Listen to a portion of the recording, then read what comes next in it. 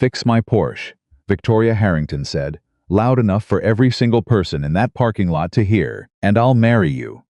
Then she laughed. Not a polite laugh, not an embarrassed laugh. A loud, open, fully committed laugh, the kind that only comes from someone who has never once in their life worried about what the person they're laughing at might feel. She was looking directly at Marcus Cole when she said it. At his grease-blackened hands, at his worn coveralls, at his chipped sign, at everything about him that she had already decided, in the 4 seconds it took her to walk across that parking lot, told her exactly what kind of man he was and exactly how much of her time he was worth. The flatbed crew laughed. Her assistant smiled uncomfortably. The silver-haired man beside her smiled with his mouth and nothing else. Marcus didn't move, didn't flinch, didn't look up, didn't say one word. He just walked to that Porsche, lifted the hood with both hands, and stopped, dead still, eyes locked, every muscle in his body going quiet at once. 9 seconds of absolute silence, and somewhere in those 9 seconds, Victoria Harrington's laugh died in her throat. Because the look on Marcus Cole's face wasn't embarrassment. It wasn't anger, it was recognition. The look of a man who has just found something that should not exist, something that he alone, in the entire world, has the knowledge to identify. And that changed everything. Drop your city in the comments. I want to see how far this story reaches. And if you're new here, hit subscribe right now, because what Marcus found under that hood is about to pull 20 years of buried truth straight into the light. Marcus Cole woke up that Tuesday morning the same way he woke up every morning to the sound of his daughter Zoe arguing with her alarm clock. Not turning it off, arguing with it. "You are not the boss of me," she announced at 67A. Her voice carrying clean through the thin wall between their rooms. Marcus lay still for exactly 3 seconds, staring at the water stain on the ceiling. He kept meaning to fix. Then he smiled, the kind of smile that doesn't come from happiness exactly, but from something quieter and more durable. Gratitude, maybe. The stubborn kind, Zoe. He raised his voice just enough. "Let the clock win this one." A pause. "Fine," she called back. "But I'm not happy about it." Noted. He sat up, put his feet on the floor, and started another day. The garage was called Cole Restoration. It sat on a narrow side street in Savannah, Georgia, the kind street that GPS systems sometimes decided didn't exist. The building itself was honest about what it was. Old brick, 2 bay doors, a hand-painted sign Marcus had repainted twice in 8 years. The lettering was clean. The parking lot had 3 cracks running through it that he'd filled with black sealant so many times they looked like scars. The shop had 1 full-time employee, a 23-year-old kid named Darnell, who had arrived one afternoon asking for an apprenticeship and never quite left. And it had Marcus. That was it. No website worth mentioning.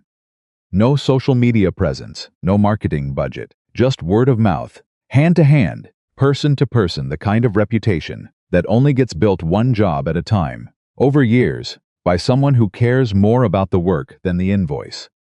Most of his customers drove Chevys and Fords that needed real work. Real problems, blown head gaskets, seized calipers, timing chains that rattled like a bag of marbles. Marcus fixed all of it, but European classics were his real language, the cars he'd spent the first decade of his adult life learning to speak fluently. Porsches especially. He'd worked at Porsche's development facility in Stuttgart for 4 years in his early 20s. A black kid from Savannah who'd gotten in on pure mechanical talent and a scholarship nobody believed he'd win. He'd sat in rooms with engineers who had 6 letters after their names and twice his experience, and he'd kept up. More than kept up, he'd contributed. He had published papers, technical ones, dense with equations and material science, that still circulated in collector circles today, though his name had been quietly removed from most of them somewhere so along the way. Then his wife Maya got sick. He'd come home. He'd stayed home. And then Maya was gone, and it was just him, and a 7-year-old girl who argued with alarm clocks, and a garage that smelled like motor oil and metal and the specific kind of peace that comes from knowing exactly who you are. Marcus Cole, age 41, father, mechanic, keeper of engines that other men had given up on. He hadn't given up on anything yet, The call came in on a Wednesday afternoon, 3 weeks before the morning that would change everything. It came through a man named Gerald Whitmore, a semi-retired investment banker who collected vintage European automobiles the way other men collected regrets. Marcus had rebuilt a 1971 911S for Gerald 2 years earlier. Gerald had cried, actually cried, when Marcus handed him the keys. The old man had touched the hood like it was something sacred. Gerald called now and said, simply, "I'm sending someone to you." "Don't say no." "Who?" "Victoria Harrington." Marcus recognized the name immediately. Everybody in Savannah knew the Harrington name. Old money, old family, old connections, the kind of wealth that had been in the same family so long it had started to smell like furniture polish and certainty. "Her car?" Marcus asked. "Vintage Porsche. 983, 930 turbo. Her father's car. The man just passed 4 months ago." A pause. "Marcus, this car has been to 7 different shops in 14 months. Nobody could fix it. It's running rough, throwing codes nobody can read, and one of the best dealership technicians in Atlanta told her the problem was in the ECU and quoted her $40,000 to replace it. The ECU on an 83 930 turbo is mechanical. There is no ECU. I know that. You know that. Apparently Atlanta doesn't know that." Marcus was quiet. "She's not easy," Gerald said, with the careful tone of a man who was trying to be honest without being unkind. "She's used to getting what she wants immediately. She will say something that irritates you within the first 2 minutes. Gerald, yes? That describes approximately 70% of my customers." Gerald laughed. "Fair point. She'll be there Saturday morning." "Thank you, Marcus." Marcus didn't think much about it. He had a 1969 Mercedes, 280 SL on the lift that needed attention, and a carburetor rebuild waiting on the bench. And Zoe had a school project about the water cycle that required an unreasonable amount of poster board and what she described as real clouds. Daddy, not drawn clouds, a request he was still figuring out how to interpret. He didn't think about Victoria Harrington. He didn't look her up. He didn't research Harrington Capital or its holdings or its stock price. He just went about his week, the way he went about every week, with his hands and his mind, and the specific discipline of a man who had learned, through real loss and real time, to put attention only where attention was needed. Saturday morning, he arrived at the garage at 7. Darnell was already there, which meant Darnell had stayed the night again, which meant Marcus needed to figure out what was going on in that boy's home life, but quietly and sideways, because Darnell was 23 and proud, and you didn't push. "Big day," Darnell said, handing Marcus a cup of coffee. "Regular day," Marcus said. "Gerald called me too," Darnell said. "Said the woman who's coming is, quote, a handful." "Gerald called you?" "He calls me sometimes. We talk." "He's interesting." Darnell shrugged. "He said she's worth about $800 million. Marcus sipped his coffee. "Doesn't change the car." "No," Darnell agreed. "Suppose it doesn't." She arrived at 9:15, not alone. The first thing Marcus registered was the car itself. A flatbed had brought it, which was correct. You don't drive a sick Porsche 930 if you respect it. The car came down the ramp, and Marcus looked at it and felt the small specific tightening in his chest that he always felt when he saw something beautiful that had been suffering. The 930 was guards red, paint worn at the edges in that honest way original paint wears. Chrome still straight, body panels clean. But even from across the lot, before he heard it run, he could see the slight lean, the barely there unevenness that told him something in the drivetrain was fighting itself. The second thing he registered was the woman who stepped out of the black Escalade behind the flatbed. Victoria Harrington was, objectively, striking tall, dark-suited, moving with the particular confidence of someone who had never once in her adult life waited for a table. She wore sunglasses that cost more than some of Marcus's tools. She had 2 people with her, a man in his 50s with close-cropped silver hair and cold eyes who walked just slightly behind her left shoulder, and a young woman with a tablet pressed to her chest who walked just slightly behind her right. Victoria scanned the garage, the lot, the sign, the 2 bays. Marcus, standing in his coveralls with his coffee. He watched her register each thing. He watched her decide. It took about 4 seconds. 4 seconds from observation to verdict, the fastest trial he'd ever been the subject of. She walked toward him with a silver-haired man at her shoulder. "Mr. Cole?" Her voice was precise, controlled. "That's right. I'm Victoria Harrington." She didn't offer her hand. "Gerald Whitmore tells me you're worth our time." "Gerald's a generous man," Marcus said. Her eyes moved over him once more, the coveralls, the worn work boots, the hands that were already stained with the morning's first round of grease. 14 months, she said. 7 shops. I've spent close to 90,000 in diagnostics and repairs that didn't repair anything. She paused. "I need this car working correctly. My father drove it every Sunday morning for 22 years. It matters to me." "I understand," Marcus said, and he did. He understood that part better than she probably expected. "Can you fix it?" she asked. "I'd like to look at it first." 14 months of experts have already looked at it. "Then it won't hurt to have one more pair of eyes," Marcus said pleasantly. Something moved in her face, not quite irritation, not quite amusement. A flicker. She turned slightly and said something quiet to the silver-haired man beside her.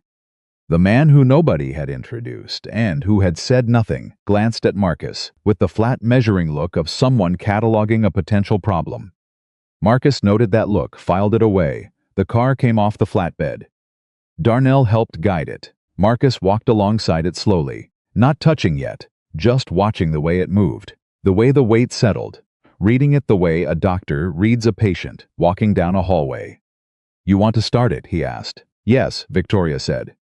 The key went in. The engine turned over, caught, settled into a rough idle that wasn't catastrophically bad, but wasn't right either.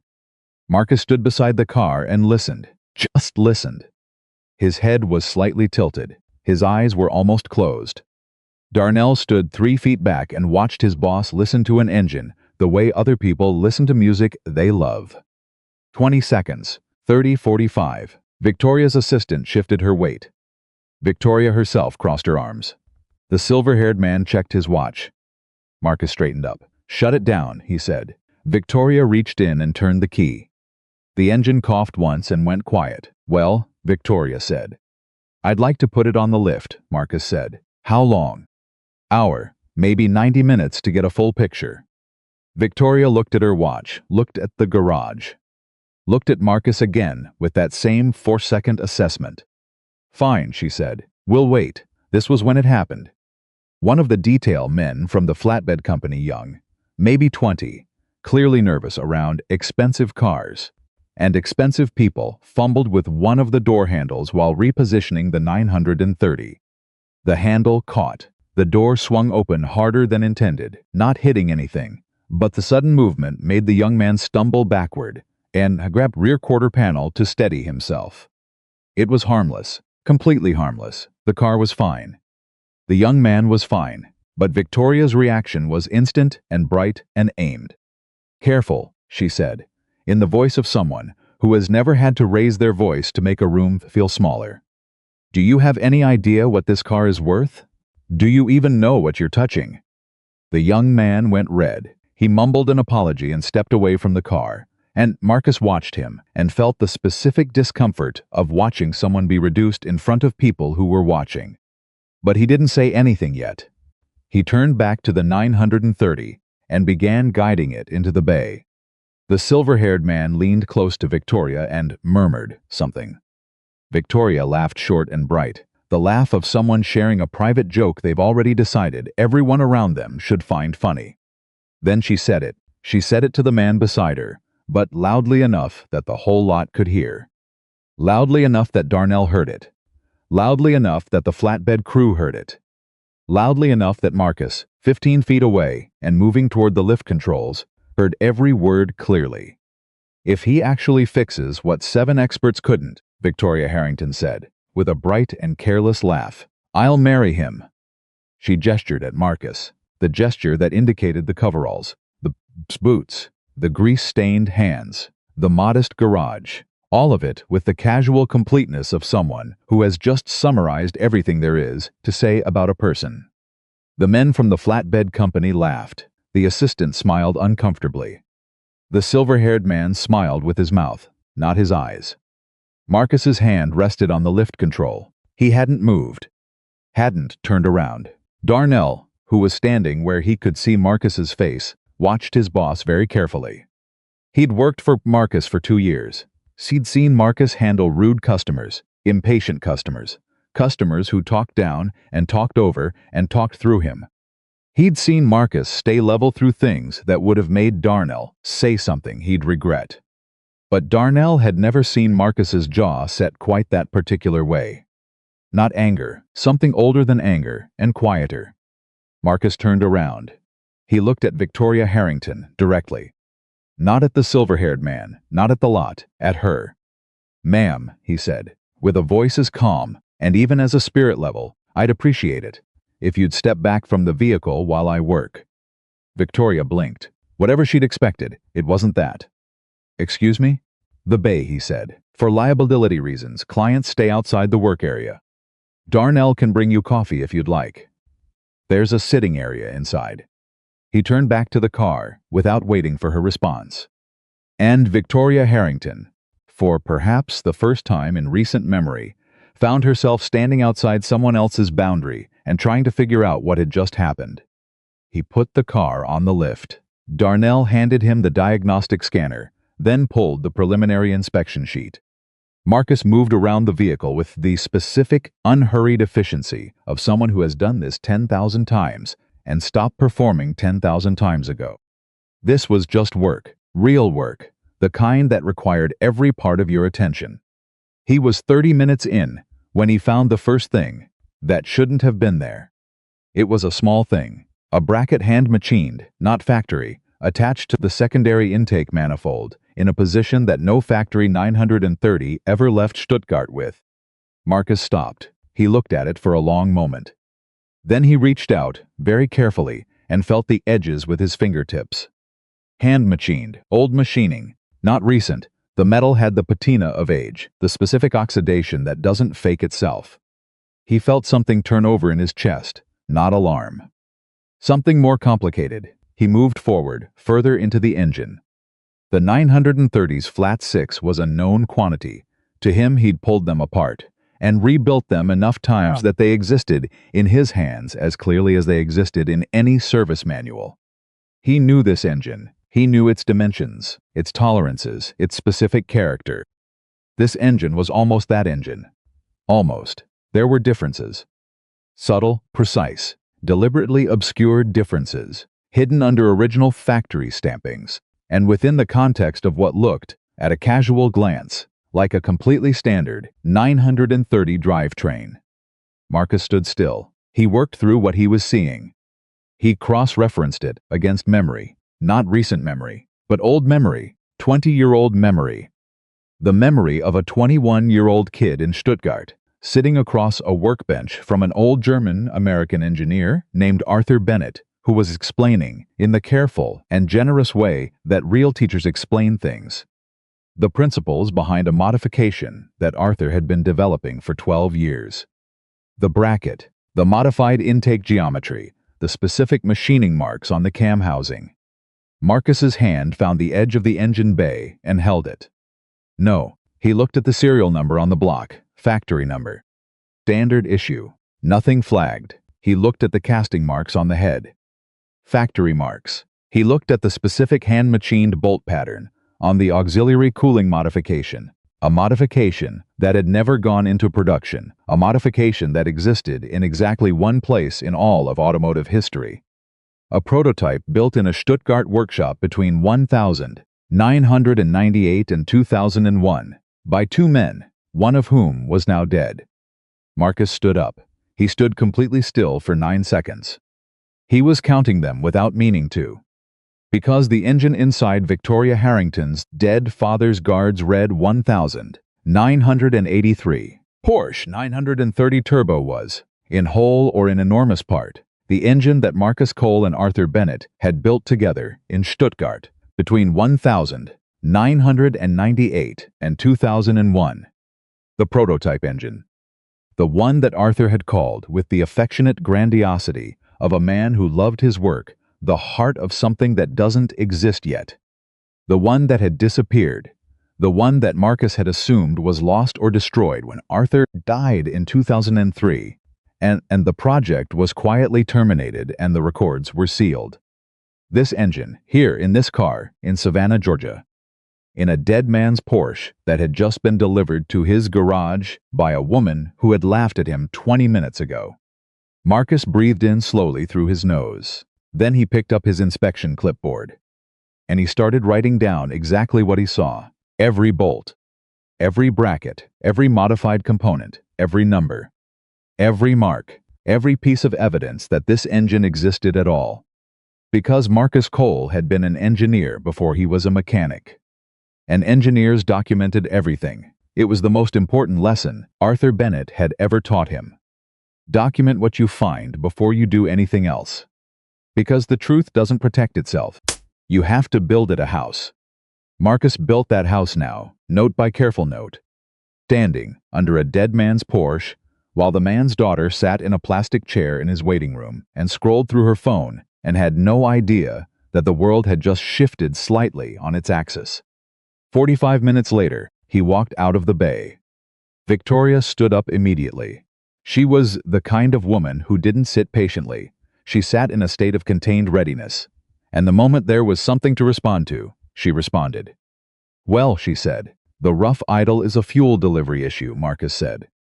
Secondary injector on cylinder 4 is partially clogged. About a 2-hour repair, that's it? That's the running problem, yes.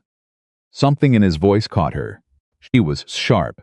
Marcus had already established that about her, regardless of everything else. She was sharp, and she read people, and something in how he'd answered made her pause. Is there something else? She asked. Marcus looked at her steadily.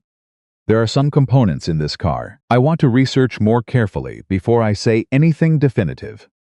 Can I ask you a question? You can try, she said. How did your father acquire this car? She blinked.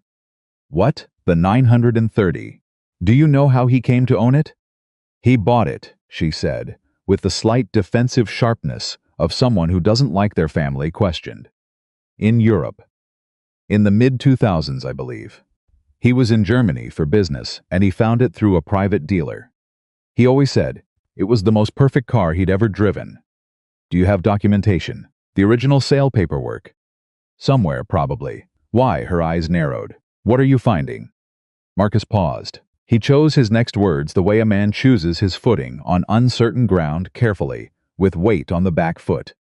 I want to make sure I have a complete picture of the vehicle's history before I make any recommendations, he said.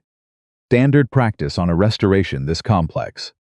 It was true. It was also incomplete. But it was all he was ready to say right now, standing in a public space with the silver-haired man 15 feet away watching. Because that man was still watching. He'd been watching the whole time Marcus was in the bay. Not impatiently, not casually, watching with the specific focused attention of someone who was interested in what Marcus Cole was doing, and why, and what Marcus Cole might have found. Marcus had noticed. He'd noticed with the same part of his brain that still, after all these years, operated on the assumption that information had value and that people who wanted information were generally interested in controlling it. When can you have the fuel delivery issue repaired? Victoria asked. Thursday, Marcus said. Day after tomorrow. Fine. She picked up her bag. I'll send someone to collect it Thursday afternoon. You can pick it up yourself, Marcus said. I'd like to go over a few things with you when it's done. Again, that pause, that reading of something in his voice or his face that she couldn't quite name. All right, she said. Thursday afternoon. She turned to go. Then she stopped. She didn't turn all the way back around. Just half a turn, looking at him from the side, in the particular way of someone who is deciding whether to say something. Mr. Cole, she said. Yes, ma'am. Earlier, a beat. What I said was she stopped, started again. I want this car working properly. My father, she stopped again. Something moved across her face that was different from anything Marcus had seen from her yet. Younger, more honest. He left me the car specifically. Not my brother, not the foundation, me, and I want it the way he had it. I know, Marcus said. You know, I know what it means, he said, when someone wants a specific car to run right. It's not about the car. Victoria looked at him for a moment. Something adjusted behind her eyes. Thursday, she said, and walked to her Escalade. The silver-haired man was last to leave. He paused by the bay entrance, didn't quite stop, but moved slowly enough that it served the same purpose. His eyes moved into the bay, at the 930 on the lift, at the clipboard in Marcus's hand, then at Marcus. Good luck with the repair, he said. His voice was smooth and warm and completely empty. Thank you, Marcus said. The man got in the Escalade. Marcus watched it pull out of the lot. Then he turned back to the garage, walked to his workbench, picked up his phone, and called the one person in the world he needed to talk to. The phone rang 4 times. Then a voice, elderly and slightly breathless, answered in the particular way of a man who still approaches every phone call as potentially the most interesting thing that's happened all day. Gerald, Marcus said, tell me everything you know about how Victoria Harrington's father acquired his 930. A pause. That's a specific question, Gerald said carefully. Yes, it is. Is there something wrong with the car? The car's going to be fine, Marcus said. The fuel delivery is a straightforward fix. He paused. But Gerald, the engine in that car is not the engine that belongs in that car. Silence on the line. Marcus, I need you to trust me, Marcus said, and his voice was very quiet, very steady, the voice of a man who is containing something large and keeping it contained through sheer will. I need you to find out what you can, through whatever channels you have. Quietly, no flags raised. Can you do that? Yes, Gerald said without hesitation. I can do that. One more thing, Marcus said. Yes? The man who came with her today. Silver hair, 50s, no introduction. Do you know who he is? Another pause. Longer this time. That would be Richard Holloway, Gerald said. He's her CFO. He's been with the Harrington family for a careful pause. A very long time. How long? Since before her father died. Marcus stood very still. Gerald, he said, be careful what you say to whom. Marcus, Gerald said, and his old voice was suddenly sharp and serious, in a way that told Marcus that Gerald had heard what was underneath the request. Are you safe? Marcus looked around his empty garage. At the 930 on the lift, at the clipboard on his workbench, at the specific and irreplaceable knowledge currently sitting in his head, waiting to be used. Yes, he said. He hung up. Then he went to the back of the garage, to the locked cabinet in his office where he kept the external hard drive, and he began the very careful process of copying every piece of documentation he'd gathered in the last 90 minutes to 3 separate locations. Because Arthur Bennett had taught him to document before he acted. But Marcus had learned one more thing on his own, in the years since Stuttgart, in the years of real life and real loss, and raising a daughter alone in a world that moved faster than it should. Document it, and then protect the documentation. Because the truth doesn't just need a house. Sometimes it needs a vault. That evening, Marcus made spaghetti. It was Zoe's favorite, which was convenient, because it was also the thing Marcus made best without thinking about it, which meant his hands could work the pasta and the sauce while his mind was somewhere else entirely. Zoe sat at the kitchen counter, doing homework, occasionally asking him how to spell things with the specific confidence of a child who has decided that a nearby adult is a better resource than a dictionary. Daddy, she said, without looking up from her worksheet. Yeah, baby. Did anything interesting happen today? Marcus thought about the engine, about the handmade bracket, about Arthur's face 20 years ago, lit up with the particular joy of an engineer who has solved something beautiful. About the sound of Victoria Harrington's laugh in the parking lot. About Richard Holloway's flat cataloging eyes. Little bit, he said. Zoe looked up. She had Maya's eyes. That was the thing that hit Marcus sometimes. Without warning, the way Zoe would look up from something, and he'd see his wife looking back at him, curious and steady and fully present. Good interesting or bad interesting? She asked. Marcus considered this honestly. I'm not sure yet, he said. Give it a few days. Zoe nodded, like this was a completely acceptable answer. Because she was 9, and she trusted him, and in their house uncertainty was allowed to exist until it became something clearer. Marcus had raised her that way, not to panic at the unknown, but to sit with it patiently while you gathered what you needed. "Okay," she said, and went back to her worksheet. Marcus stirred the sauce and thought about a man named Arthur Bennett, who had died believing his life's best work had vanished from the world. And he made a quiet promise to a ghost he'd been missing for 20 years. "I found it, Arthur. Now I have to figure out what to do with it."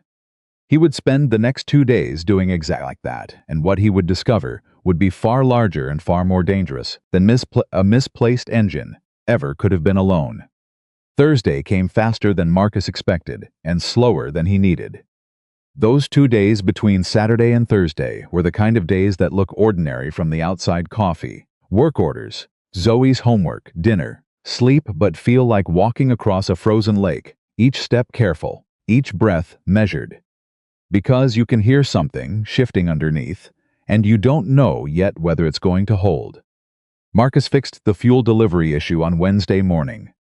2 hours, exactly as he'd estimated. Cylinder 4 injector cleaned and recalibrated. Secondary fuel line flushed. Idle reset. When he started the car afterward, it ran clean and smooth and strong. The flat six coming up to temperature with that specific Porsche authority that never gets old, no matter how many times you've heard it. He let it idle for 11 minutes. He stood beside it, with his arms crossed and his eyes closed, and he listens to every note of that engine, the way a doctor listens to a heartbeat, not for what it should sound like, but for what it was actually saying. And what it was saying was complicated, because beneath the corrected idle, beneath the smooth fuel delivery, beneath everything that now sounded right and factory correct and exactly as a 930 turbo should sound, he could still hear it. The slight harmonic difference, the signature of the modified cam timing, the almost imperceptible breath of an intake geometry that was not what the factory drawing specified. Arthur's work, unmistakably, irreversibly, Arthur's work. Marcus opened his eyes. He reached into the engine bay and put 2 fingers on the hand-machined bracket he'd found on Saturday, the one that shouldn't exist, the one that had stopped his heart for 9 full seconds. He felt the metal, cold, smooth, old. His fingers knew these edges. Not because he'd felt this specific piece before, but because he'd felt the drawings that became this piece. He'd danced in Arthur's workshop and watched these dimensions be calculated on paper, refined, argued over, refined again. He pulled his hand back. Then he walked to his office and opened the folder he'd been building for 2 days. Gerald had come through. Of course, Gerald had come through. The man had connections that moved quietly and quickly through the kind of circles that didn't advertise themselves. The acquisition paperwork for the 930 showed a private sale in Munich, 2004, through a dealer called Steinberg Classics. The purchase price listed was $148,000. The seller was listed as an estate unnamed, with a reference number instead of a person. Anonymous estate, Munich, 2004. Arthur Bennett had died in Stuttgart in June 2003. Marcus sat with that for a long moment. Then he wrote it down. He wrote everything down, the way Arthur had taught him. He added it to the folder, which was now also copied to his external drive, which was now also emailed in encrypted pieces to his personal cloud account, which only he had the password to. Then he closed the folder, put it in the lock cabinet, and went back to work. Because Thursday was coming, and Victoria Harrington was coming with it, and Marcus Cole had learned something important in 41 years of life. You don't show your hand until you know the table. Thursday afternoon she arrived at 3:15, same Escalade. Same silver-haired man, Richard Holloway, at her shoulder like a shadow that had learned to wear a suit. No assistant this time, just the 2 of them. Marcus brought the 930 out himself. He pulled it up, clean and running, idling correctly, all systems nominal. Victoria heard it from the parking lot, and something changed in her face. Some tightness he hadn't noticed was there, releasing all at once, like a breath she'd been holding for 14 months.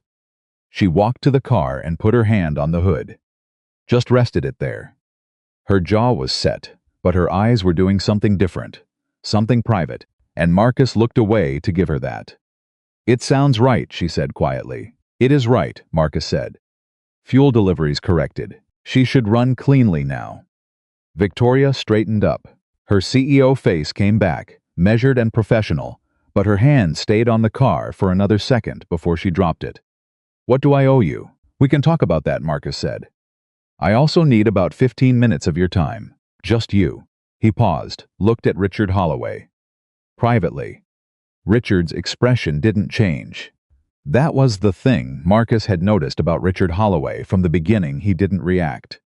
Not to surprises, not to unexpected requests, not to things that should have landed somewhere on a normal person's face. He just absorbed them and continued looking pleasant and warm and absolutely empty. Victoria and I don't keep secrets from each other, Richard said smoothly. 30 years, we've been family. Anything you need to say to her, you can say in front of me. That's generous, Marcus said, but the conversation I need to have with Ms. Harrington is about her vehicle specifically, and I prefer to keep client consultations private. It's policy. It's fine, Richard. Victoria said it without looking at him. She was watching Marcus, and there was that sharp reading quality again. She was trying to figure out what she was hearing underneath his words. Wait by the car. Richard paused for exactly 1 second too long. Then he nodded, smiled, and walked back toward the Escalade. Marcus watched him go. Then he turned to Victoria and said, "Walk with me." He took her to the back of the garage, into the small office space, away from windows and the parking lot. He closed the door. Victoria stood with her arms at her sides, her posture careful, her face alert. "The fuel delivery problem is fixed," Marcus said. "The car will run well, that's done, but," she said, "but there's something in that vehicle that shouldn't be there, and something that should be there that isn't." Victoria's eyes sharpened. "What are you talking about? The engine in your father's 930 is not a factory engine," Marcus said. "It contains modifications significant, highly specific, handcrafted modifications that have nothing to do with your father or any previous owner adding performance upgrades." He paused. "These modifications are from a prototype project. A research project conducted in Stuttgart between 1998 and 2001. I know because I worked on that project." Silence. "You worked on it," Victoria repeated. "I was 21 years old. I was at Porsche's development facility on a technical scholarship. The project was led by an engineer named Arthur Bennett." He looked at her steadily. "Arthur died in 2003. The project was terminated. The prototype work was supposed to be archived." He paused. "It wasn't archived. It disappeared. And what I am telling you right now is that pieces of it, significant pieces, are currently inside your father's car." Victoria stared at him. He could see her processing, the quick intelligence behind her eyes, running the implications forward. "How does that?" She stopped. Started again. "Are you saying my father's car is stolen?" "I'm saying your father's car contains components whose provenance needs to be investigated," Marcus said carefully. "How they got there, through how many hands, with or without anyone's knowledge, I can't tell you that. What I can tell you is that this engine, in its current configuration, is not what the documentation for this vehicle says it is."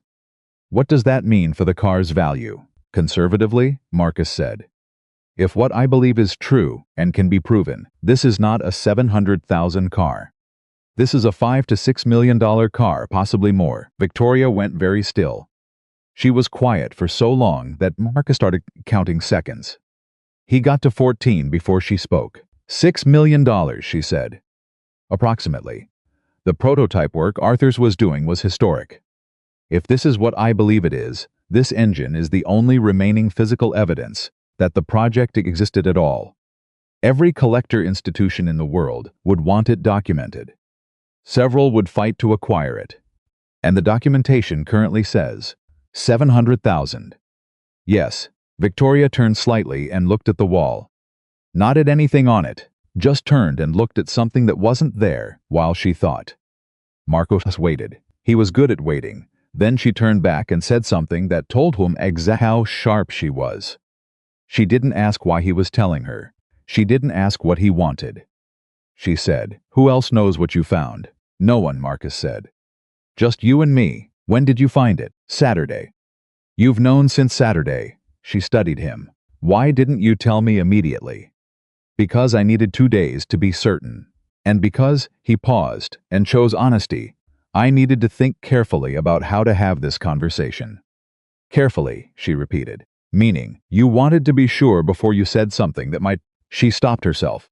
Might upset a complicated situation, Marcus said. She looked at him for a long moment, the four-session assessment again, but this time slower. More serious. What do you want, Mr. Cole? She asked. Not aggressively, genuinely. I want you to speak with an attorney, Marcus said. An independent one. Not your family counsel.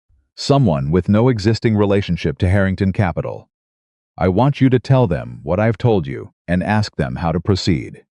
That's all. That's all? She said it like she didn't quite believe it. That's all, he said. You're not asking for money.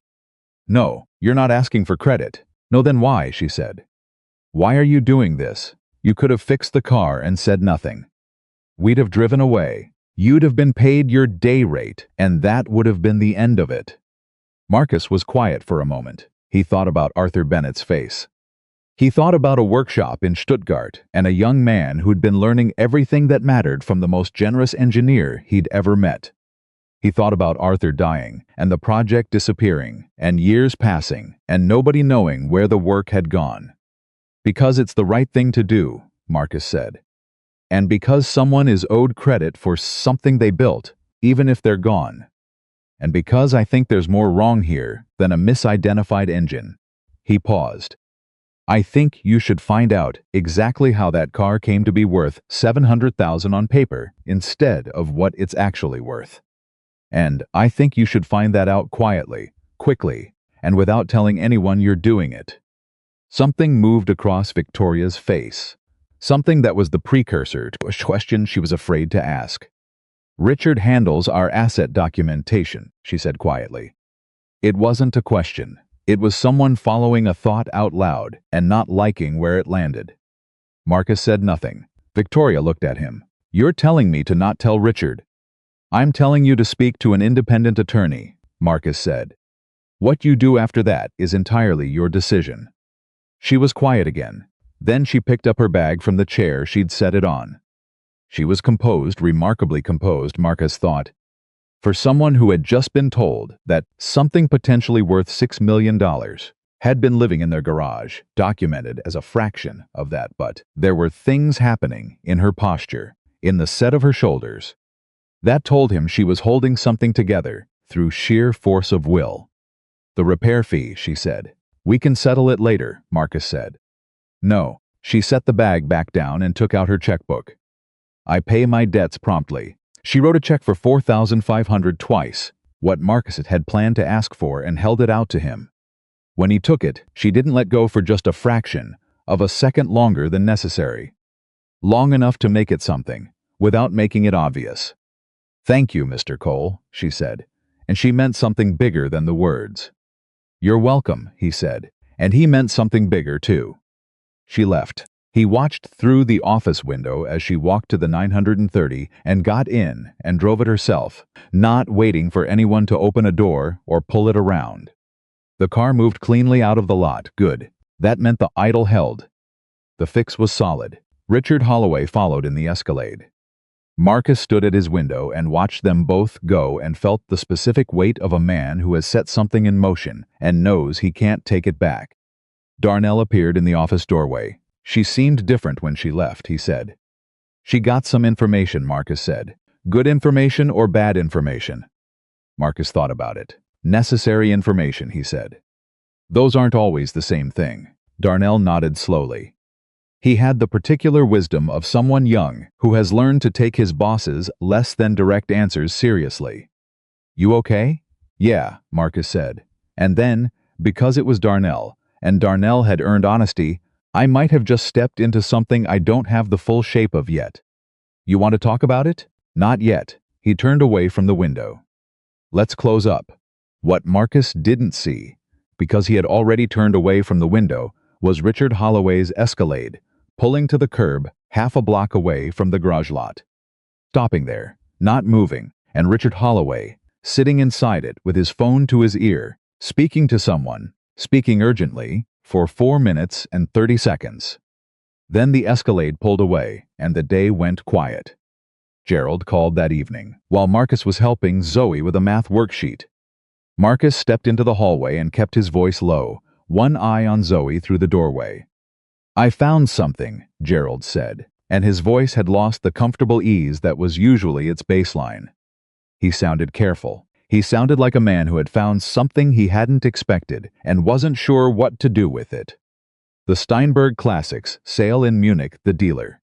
"I have a contact in the European collector community, old friend, 30 years in the business." He remembered the sale. "And," Marcus said, "the estate that sold the car, the anonymous one my contact says, it was specifically structured to prevent provenance tracing." He said. At the time it struck him as unusual, because the car was being sold well under market, even for what it was supposed to be. He noted it, but let it go. Didn't think about it again until I called him. "Someone sold it deliberately cheap," Marcus said. "Through a deliberately untraceable seller." "That's what it looks like." "Gerald." Marcus kept his voice flat and even. "Who facilitated the Harrington acquisition? Who found the car, negotiated the purchase, handled the import documentation?" A very long pause. "I don't have that information directly," Gerald said. But the timeline, the Munich sale, was April 2004. Victoria's father passed in February 2020. According to public records, Richard Holloway has been CFO of Harrington Capital since 1999. Marcus stood in his hallway and felt the shape of it coming clearer. Not complete, not proven, but the outline was there, and it was ugly.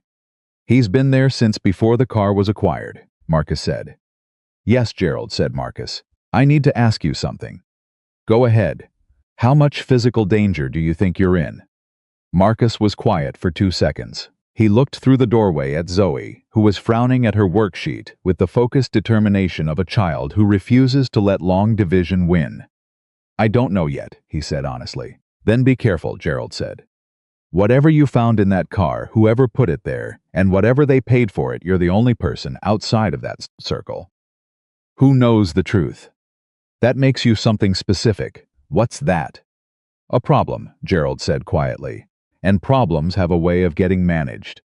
Marcus thanked him and hung up. He went back into the kitchen and sat down beside Zoe and looked at her worksheet. "Daddy," Zoe said without looking up, "you have your thinking face on." "I always have my thinking face on." "No, you have your worried thinking face." "They're different. Your regular thinking face is just quiet. Your worried thinking face has a little line right here." She pointed to a spot between her own eyebrows. Marcus reached up and felt the spot. She wasn't wrong. "I'm working through something," he said.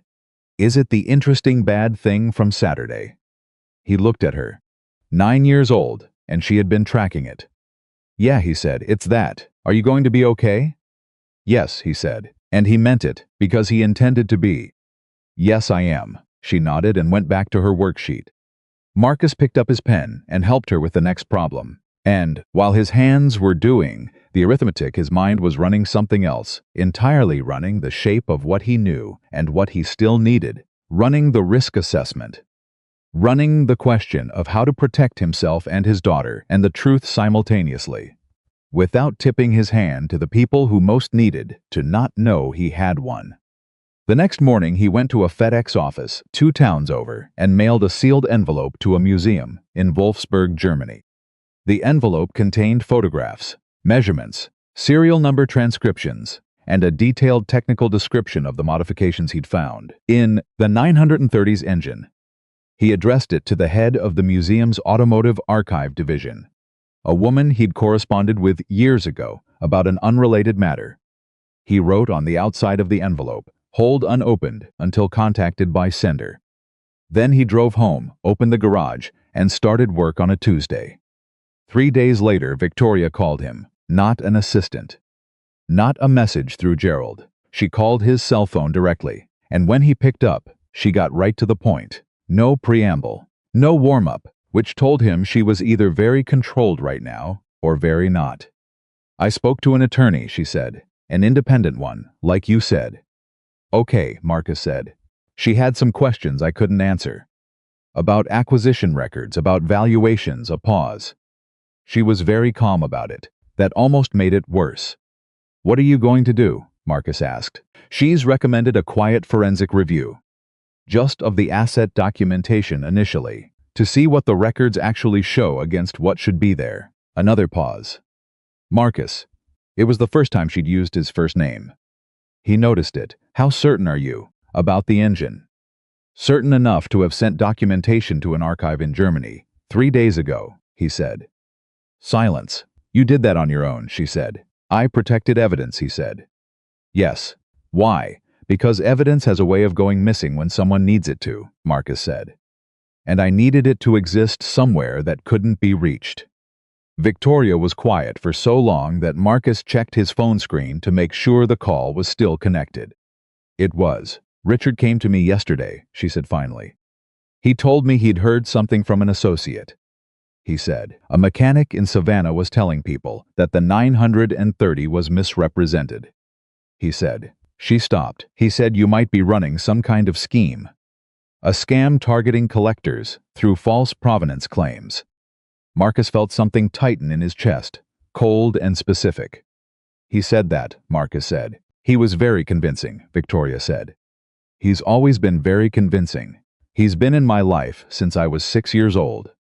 He held my mother's hand at my father's funeral, a pause that ached. I almost believed him. But you called me, Marcus said. I called you, she said. Why a long breath on the line? Because he was too fast, she said. He came to me too quickly, with too complete a story, about something he shouldn't have known about yet. I hadn't told him about the attorney. I hadn't told him I'd spoken to you privately. Her voice was steady, but underneath it, something was fracturing, quietly and precisely, like ice under weight. The only way he knew to come to me that fast was if he'd been watching. If he already knew what you found was a problem. Marcus closed his eyes for 3 seconds. Victoria, he said, don't confront him, I know. Don't change anything in your behavior. Don't pull records. Don't ask questions he'd notice. I know, she said again. Let the attorney drive it.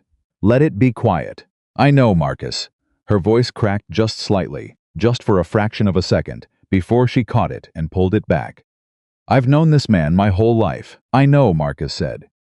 And he meant it as more than confirmation. He meant it as what it was. Acknowledgement of the particular pain of discovering that someone you loved has been something other than what they appeared. The pain of the gap between who you thought they were and what the evidence was. Slowly, carefully, undeniably showing you they'd actually been. He knew that pain from a different source, but he knew it. Stay safe, he said, and call me if anything changes. Okay, she said, and then, quietly, almost to herself, I was wrong about you. Marcus didn't answer immediately. Outside his garage, the afternoon was moving like normal a car passed. A dog barked 2 streets over. Darnell was doing something that involved a ratchet, and a lot of opinions about it. You judged what you saw, Marcus said. Most people do. That's generous. It's true, he said. What you do now is what matters. She hung up. Marcus stood in his garage with his phone in his hand, and for a moment he let himself feel the full weight of what was happening, not the logistics of it, not the evidence, not the risk calculation, but the actual human weight of it. A daughter who had lost her father and was now losing the man she'd trusted to carry her father's legacy. An engine that held the fingerprints of a genius who died before the world knew what he'd built. A scheme that had been running, quietly and invisibly, inside a family's most trusted relationships for years. And Marcus Cole, 41 years old, a single father in a garage in Savannah, Georgia, standing in the middle of all of it with nothing but his knowledge and his integrity and the documentation he'd sent to Germany. Darnell came around the corner and stopped when he saw Marcus's face. What happened? They moved, Marcus said. Who? The person I was worried about. Marcus pocketed his phone. He went straight to her, tried to get ahead of it. Darnell's jaw tightened. He was 23 and idealistic, and he believed in things with the uncomplicated conviction of someone who hadn't yet been beaten up enough by the world to develop the specific cynicism that replaces conviction. So, what do looked at him? We do our jobs, he said. We go back to work. We do not speak about this to anyone. And we keep the garage open and the lights on, and we act like everything is normal. Because the second we stop acting normal, we advertise that we're afraid. Are we afraid? Marcus thought about Zoe arguing with her alarm clock. About Arthur's hands on an engine block, patient and precise.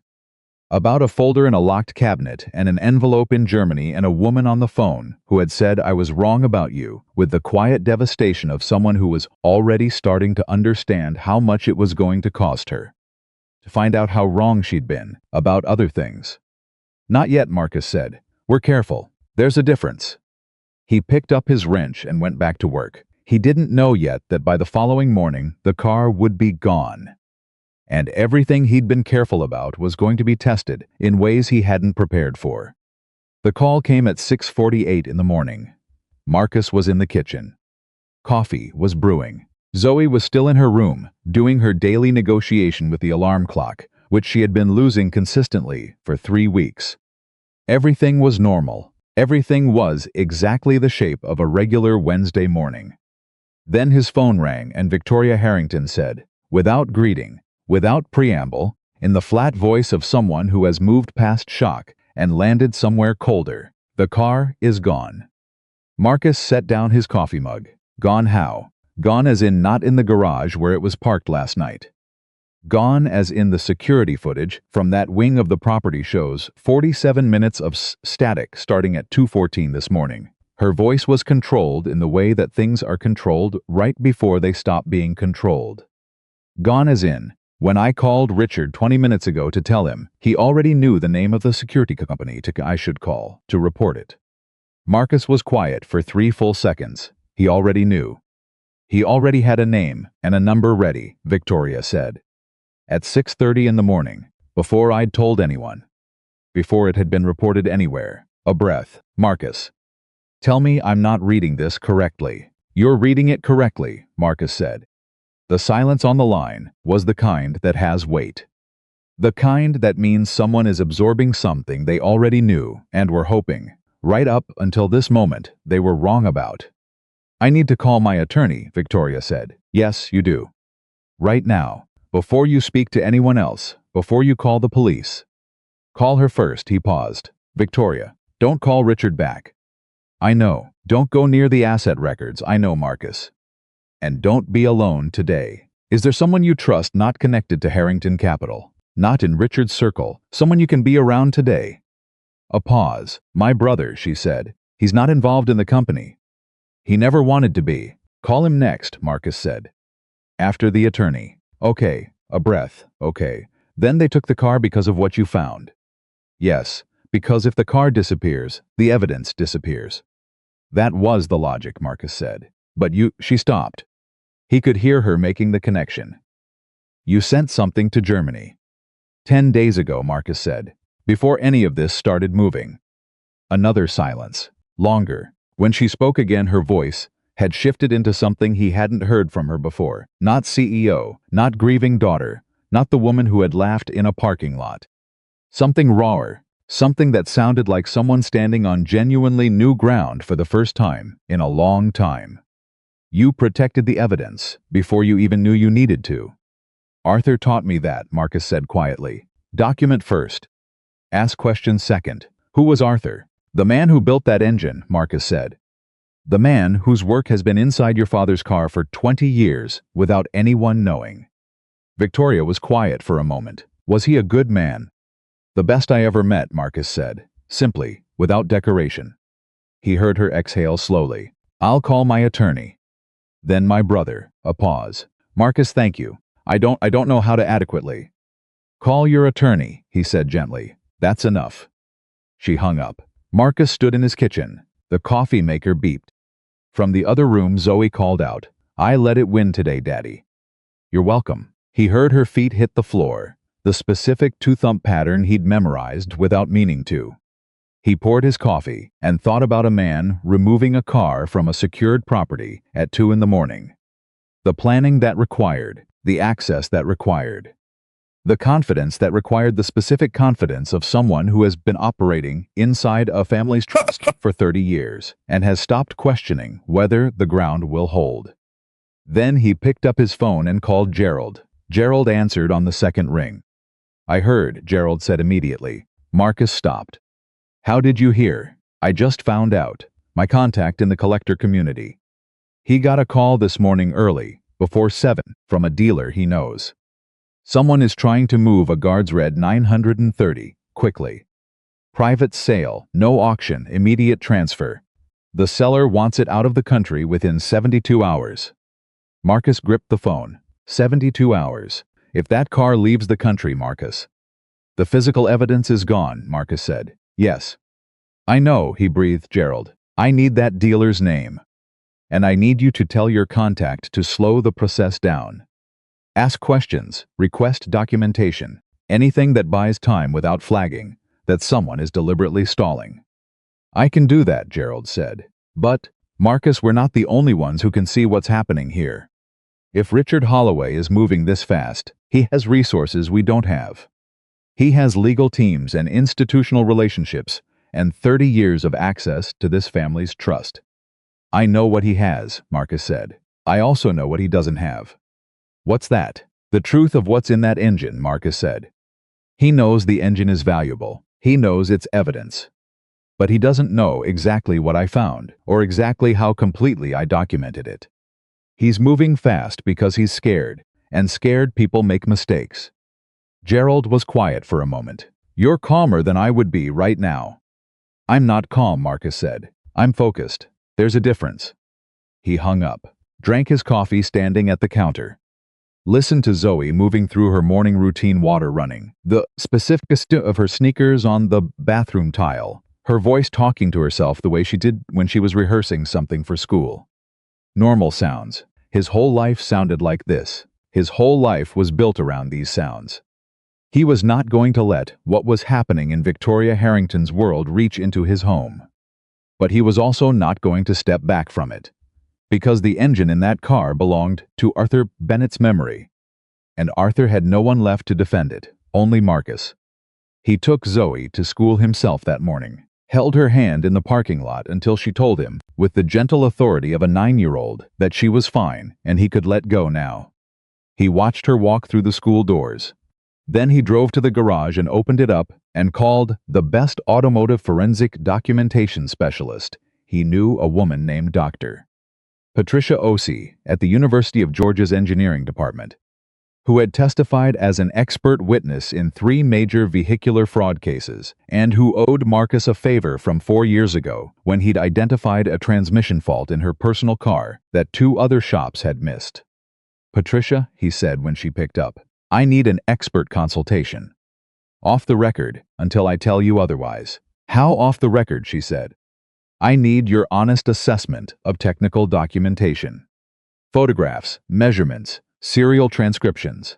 I need you to tell me, in your professional opinion, whether what I found constitutes sufficient grounds for a provenance challenge. A pause. Is this for court? It might be, Marcus said. I don't know yet how far it goes. Send me what you have, she said. I'll look at it today. He sent her everything. Every photograph, every measurement, every note from the clipboard, every detail from the 2 days of preparation he'd done before Victoria arrived that Thursday. He sent it encrypted to the secure email address Patricia used for casework. Then he waited. He didn't wait idle. He pulled up the work order for a 1974 BMW 2002 that needed a full mechanical restoration, a job that required his hands and only part of his mind, which was exactly what he needed right now. He worked. He let the physical rhythm of the work carry him, while the deeper part of his brain continued turning over the problem. The way he'd always done his best, thinking not by sitting still and forcing it, but by moving his hands and letting the thinking happen underneath. By noon, Patricia called back. Marcus, she said, and her voice had the particular quality of someone who has found something significant and is organizing how to present it. Where did you find this? Private vehicle, client's car. And this engine, you're saying you worked on the original prototype project. I was 21. I was in Stuttgart. Arthur Bennett ran the project. I was his junior engineer for that specific component series. Okay. A breath. Here's what I can tell you. The machining marks you photographed on the cam housing modification, those are consistent with manual precision machining, not CNC. That's significant, because it means they date to before the mid-2000s, when that level of hand finishing became essentially obsolete at the professional level. The bracket you documented, the secondary intake mount, matches a specific design philosophy that Arthur Bennett wrote about in a 1999 technical paper. I have the paper. The dimensional relationship between that bracket and the intake manifold port geometry is not in any factory documentation anywhere. It's not aftermarket. It is architecturally consistent with Bennett's published theoretical work. Marcus closed his eyes briefly. So if someone wanted to challenge it, they'd have to explain how a 1983 factory Porsche engine independently arrived at a design solution that matches the unpublished implementation of Arthur Bennett's 1999 theoretical framework, Patricia said. And they can't, because that's not possible. Would you testify to that? A pause. Is this going to court? I need to know if you would, if it did. Yes, she said. With the documentation you've sent me and the notebooks, if they exist, yes. Absolutely yes. The notebooks exist, Marcus said. They're in the Porsche Museum archive in Stuttgart. Arthur had them deposited there in 2001. He told me once he did it, because he wanted the work to outlive any one person's memory of it, including his own. Oh, Marcus, Patricia said softly. This is real, isn't it? This is actually real. Yes, he said. It is. He thanked her and hung up and stood for a moment in the middle of his garage, with his hands resting on the hood of the BMW, feeling the solidity of the metal under his palms, the realness of the physical world, the specific grounding quality of a thing that simply exists and doesn't lie about what it is. Then his phone buzzed with a text from a number he didn't recognize. The text said, "You should be careful about the kinds of claims you make about things you don't fully understand. People get hurt that way." Marcus read it twice. Then he screenshotted it, emailed the screenshot to Patricia, to Gerald, and to himself, and texted back a single word, noted. Then he blocked the number. His hands were completely steady. That afternoon, Victoria's attorney, a woman named Sandra Cho, whose name Marcus had looked up after Victoria mentioned her, and who had a reputation in Georgia legal circles for the specific and useful quality of being absolutely fearless, called Marcus directly. "Mr. Cole," she said, "I represent Victoria Harrington. She's authorized me to speak with you directly. I want to understand exactly what you found, in your own words, in as much technical detail as you can provide." "Happy to," Marcus said. "But I want to establish something first." "Go ahead. I'm not a party to anything here. I'm a mechanic who found something in a client's car and reported it to that client. I don't have standing in whatever legal process follows. I'm willing to cooperate fully, but I want to make sure my cooperation is documented, that I came forward voluntarily and immediately before anything was asked of me." A brief pause. "That's a smart thing to establish," Sandra Cho said, with the tone of someone who was revising their assessment of who they were speaking to. "Agreed. Now tell me about the engine." He told her everything. He talked for 40 minutes. She asked sharp, precise questions, the questions of someone who understood what mattered and what didn't, and he answered every one of them directly. When he finished, she was quiet for a moment. "The notebooks in Stuttgart," she said. "You're confident they contain sufficient detail to corroborate the physical modifications you documented?" "Arthur Bennett documented everything," Marcus said. "Every dimension, every design decision, every iteration. He kept running notebooks from 1998 to 2001, and he deposited them himself. They're dated, signed, archived. They predate this car's acquisition by 3 years. And your own involvement, can that be independently verified?" "My scholarship records at Porsche," Marcus said. "My name appears in 2 of Arthur's internal project memos. I can direct you to the archive where those are held.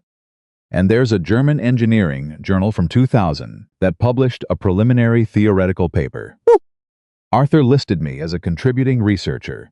My name was removed from later reprints, but the original journal edition still exists. Your name was removed from later reprints, Sandra said carefully. Yes, Marcus said, a pause. When did that happen? Sometime between 2003 and 2006, Marcus said. I noticed it in 2007. I didn't pursue it at the time. I had other things happening in my life. He paused. I should have. I understand that now. Sandra's voice was thoughtful. Not sympathetic exactly, more like someone who has just identified a thread they intend to pull. Mr. Cole, I'm going to ask you to put together a formal written account of everything you've told me today, with dates and supporting references where you have them. Can you do that? Already started, Marcus said. Another brief revision of assessment in the silence on the line. Good, she said. I'll be in touch. She hung up. Marcus spent the next 2 hours writing. He wrote at his workbench, in the back of the garage, with the door shut. He wrote the way Arthur had taught him to write technical documents, precisely, chronologically, with every claim sourced and every inference clearly labeled as an inference rather than a fact. He wrote without anger and without editorializing. He wrote the way a man writes when he knows the document matters more than his feelings about the situation. When he finished, he read it back once. Then he sent it to Sandra Cho, copied Patricia Osi, and saved it in 4 separate locations. Then Darnell knocked on the door. Marcus. His voice was strange. Marcus opened the door. Darnell's face was the face of someone who had seen something he hadn't expected. There's a man outside, Darnell said. Been sitting in a car across the street for about 2 hours. Different car than before, not the Escalade. Regular sedan. But I've seen the driver before. Where have you seen him? Marcus said, though he already had an answer forming. He was with the silver-haired man, that first Saturday. He was one of the people who came with Miss Harrington. Darnell paused. He's just sitting there, not doing anything, just sitting. Marcus absorbed this without changing his expression. Okay, Darnell said. That's it? There's a guy watching our garage and you say okay? What would you like me to say? I'd like you to say, we're calling the police or moving to another country or something that indicates you recognize this is not a normal Tuesday. It's Wednesday, Marcus said. Marcus Darnell. Marcus put a hand on the young man's shoulder. Here's what we're going to do. We're going to go back to work, visibly and normally, because right now the most important thing we can do is demonstrate that we have nothing to hide and nothing to run from.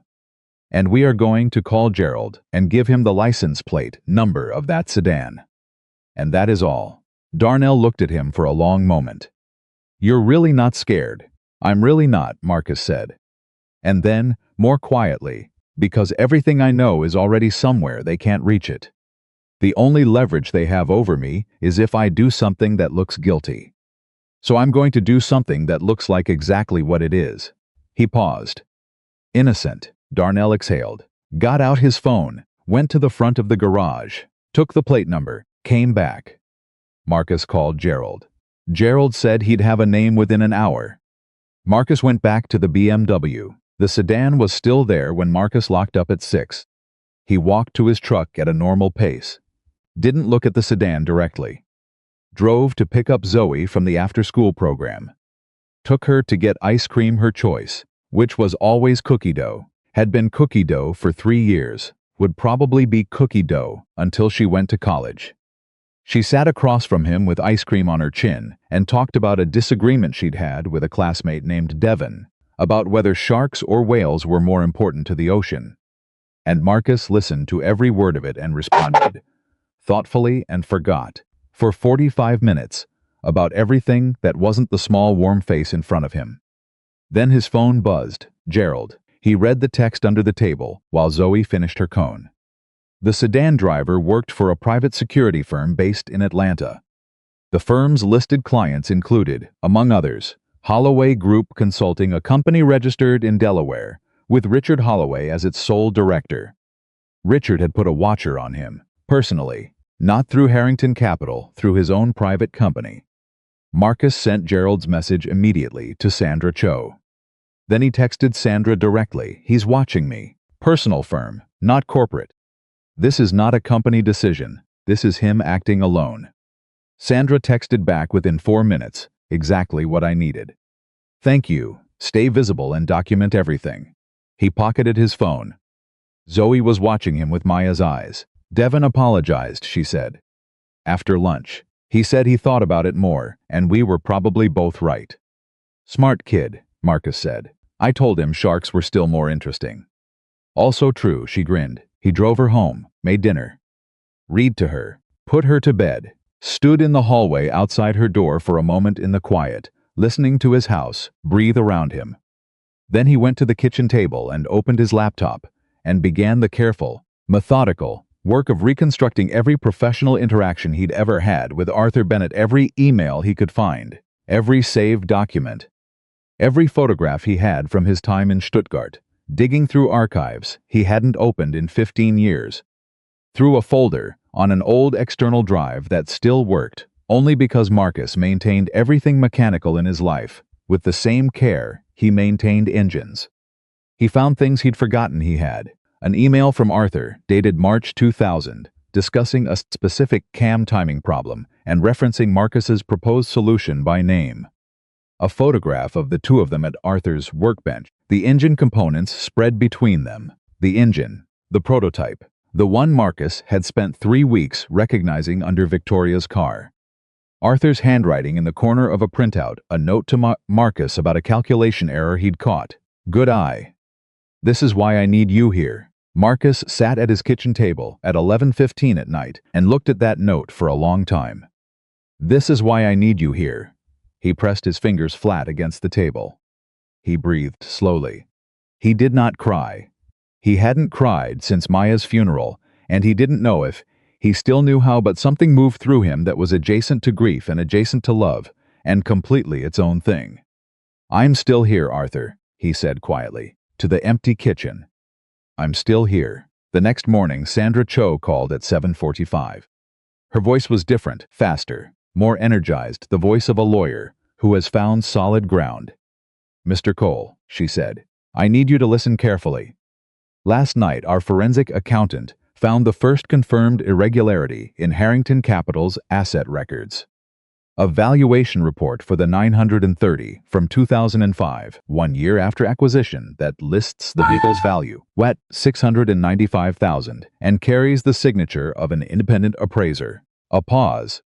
That appraiser's firm was dissolved in 2008. When we traced the principals, one of them had received a consulting payment from Holloway Group Consulting 3 months before the appraisal was filed. Marcus was absolutely still. He paid for the appraisal, Marcus said. He paid for the number, Sandra said. And based on what our accountant is seeing, this isn't isolated to the car.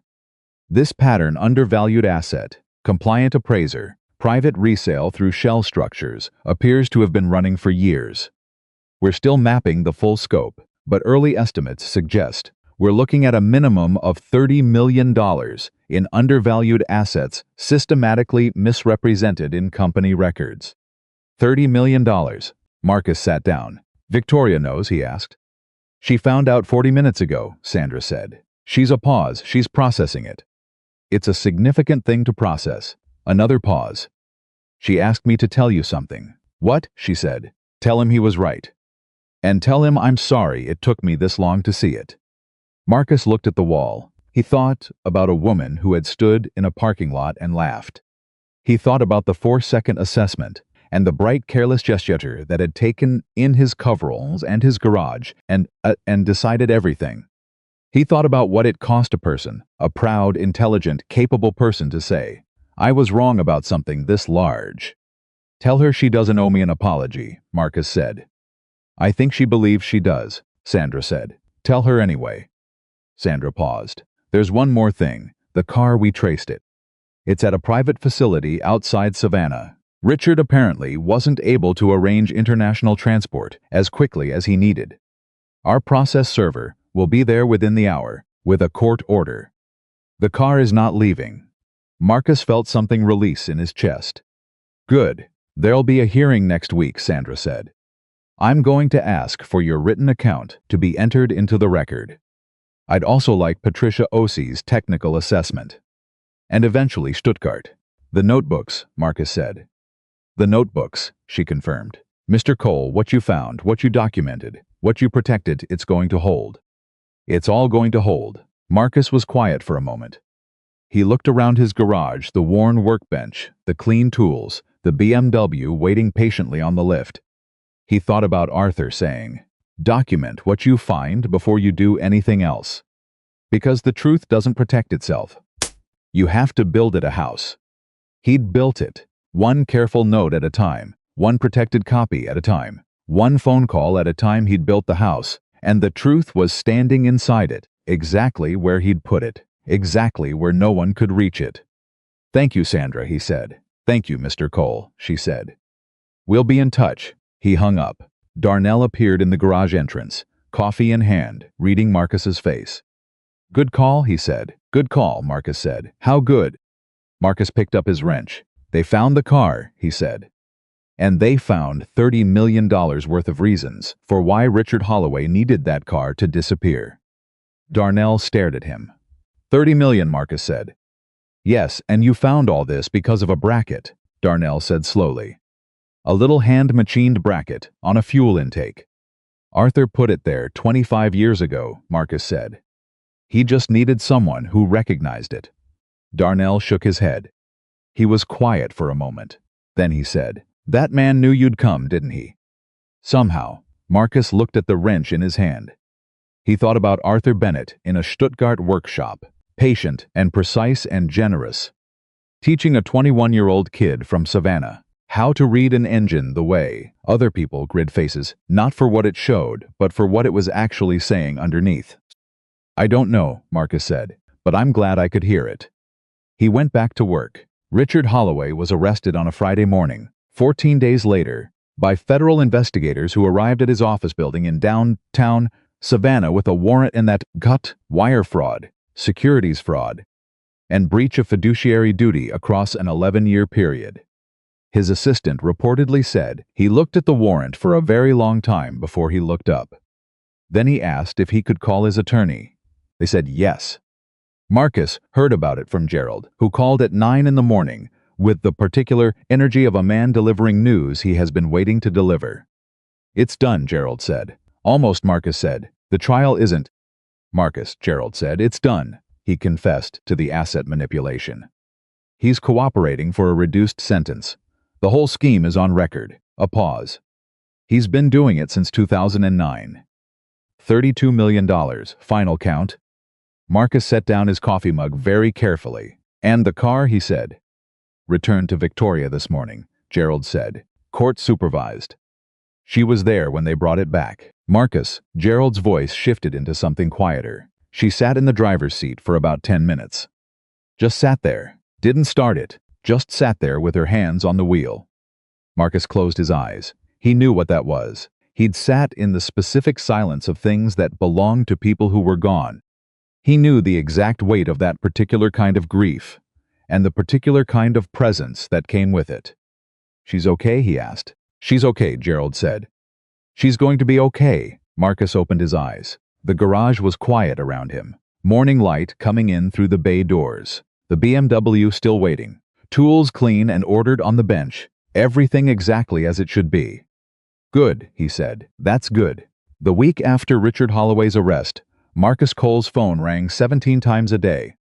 Not from people he knew. From people he'd never heard of: journalists, automotive collectors, a producer from a documentary company in New York, 2 separate attorneys asking if he'd be willing to consult on related fraud cases, and one man who introduced himself as a representative of the Porsche Museum in Stuttgart, who spoke careful, formal English and said he had been trying to reach Marcus for 3 days.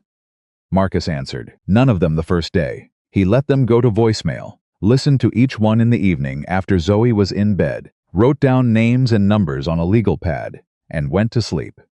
The second day he called Darnell and told him to hold any walk-in inquiries at the garage. Not turn them away, hold them. Write down what they wanted and who they were. Then he drove Zoe to school, sat in the pickup in the parking lot for 4 minutes after she went through the doors, and made one call. Sandra Cho. "How bad is the media going to get?" he asked. "Honest answer," Sandra said. Always. It's already started. The Holloway arrest made the business pages yesterday. The connection to the car, to the engine, to you, it'll surface within the week. Possibly sooner. Someone inside the federal investigation is going to talk to someone, and once that thread is pulled, she paused. You're going to become a story, Marcus. He'd known this was coming. Knowing it and being ready for it were two different things. What do I need to do? 3 things, Sandra said. First, don't talk to any media. Not yet, not without counsel present. Second, let me draft a statement you can release through an intermediary so you have a record of your account on the public record in your own words. Third, a pause. Think about what you want from this. Because right now you have real leverage, real credit, real standing to claim things that were taken from you. Your name removed from those publications. The work in Stuttgart. All of it. I want Arthur Bennett credited, Marcus said immediately. A beat of silence. That's the first thing you said. That's the first thing I thought of, Marcus said. Whatever comes out of this publicly, Arthur's name goes with the engine. With the project, that's what I want. Sandra was quiet for a moment. When she spoke again, her voice was different, not warmer exactly, but more considered. Like she was seeing him from a slightly different angle than before. I'll make sure that's documented in every filing, she said. His estate, does he have family? A daughter, Marcus said. Christine. She lives in Portland. I haven't spoken to her in 15 years. Find her, Sandra said, before the media does. Marcus found Christine Bennett in 40 minutes through an old mutual contact from his Stuttgart days. She answered. The phone sounding cautious and slightly breathless, the way people sound when a number they don't recognize calls, and something in them decides to pick up anyway. Christine, he said, this is Marcus Cole. I worked with your father. Silence. Then very quietly, Marcus, I remember you. A pause. Is something wrong? Something is very right, Marcus said. And he told her everything. She cried somewhere around the middle of it. Not loudly, quietly, the way people cry when they've been waiting a long time for something, and then it arrives and their body doesn't quite know what to do with relief. He waded through it without filling the space. He'd learned that from raising Zoe that some moments needed to breathe, and talking over them was a form of taking something away. He always said it would matter someday, Christine said when she could. He told me once I was maybe 12, he said. Christine, I'm building something that might not be recognized in my lifetime. But it'll be found. These things always get found. I thought he was just how he was. I know how he was, Marcus said. I thought it was just him being dramatic about his work. She laughed a little through the tears. He wasn't dramatic about anything else. Just the engines. Just the engines, Marcus agreed. Marcus, she took a breath. Thank you. There aren't words for this. There don't need to be, he said. I'll have Sandra Cho, my attorney, contact you. She'll walk you through what happens next legally. It's going to be okay, Christine. He hung up and sat for a moment in the truck with his hands on the wheel. Something had settled inside him, not resolved, not finished, but settled. Like a bearing that had been running rough finally seating correctly. The feeling of something being where it was supposed to be. Then he drove to the garage and got back to work. 3 days later, the story broke. It broke in the Atlanta Journal-Constitution first, then got picked up nationally by Thursday morning. The headline in the Journal-Constitution read, Savannah mechanic unravels $32 fraud hidden in classic Porsche. By Thursday afternoon, it had been shared 40,000 times. By Friday morning, Marcus's shop sign appeared in a photograph on the front page of a national automotive magazine's website, above a caption that read, The Garage That Changed Everything. Marcus read it standing at his workbench. Then he put his phone face down and went back to the carburetor he was rebuilding. Darnell appeared in the bay entrance with his own phone held up, showing the article. It's everywhere, he said. I know, Marcus said. You're famous, Darnell said. I'm the same person I was last week, Marcus said. The carburetor doesn't care what the internet thinks. Darnell lowered his phone. Marcus, people are going to start calling this place non-stop. They already are, Marcus said. Write down the ones that seem real. Ignore the ones that don't. We'll deal with them in order. In order, Darnell repeated, like Marcus had said something mildly insane. Right. What Marcus hadn't told Darnell hadn't told anyone yet was that 2 of the 17 calls he'd received that first day had been from Porsche AG directly. A senior director of Heritage and Communications and a representative of the Porsche Museum. Both leaving messages, both using the specific careful language of a large organization that has identified a situation it needs to get ahead of. He called the museum representative back that Friday afternoon. The man's name was Dr. Klaus Mehring. His English was precise and formal, and he spoke with the careful deliberateness of someone who was aware that this conversation was going to matter. Mr. Cole, Mehring said, we have been reviewing the documentation you sent to our archive 6 weeks ago. The photographs, measurements, serial transcriptions. A pause. We retrieved Arthur Bennett's notebooks immediately after your package arrived. I want you to know we had already authenticated your documentation before the news coverage. Before any of this became public, Marcus was quiet for a moment. What does that mean, practically speaking? It means, Mehring said carefully, that the Porsche Museum is prepared to make a formal statement confirming the historical significance of what you found.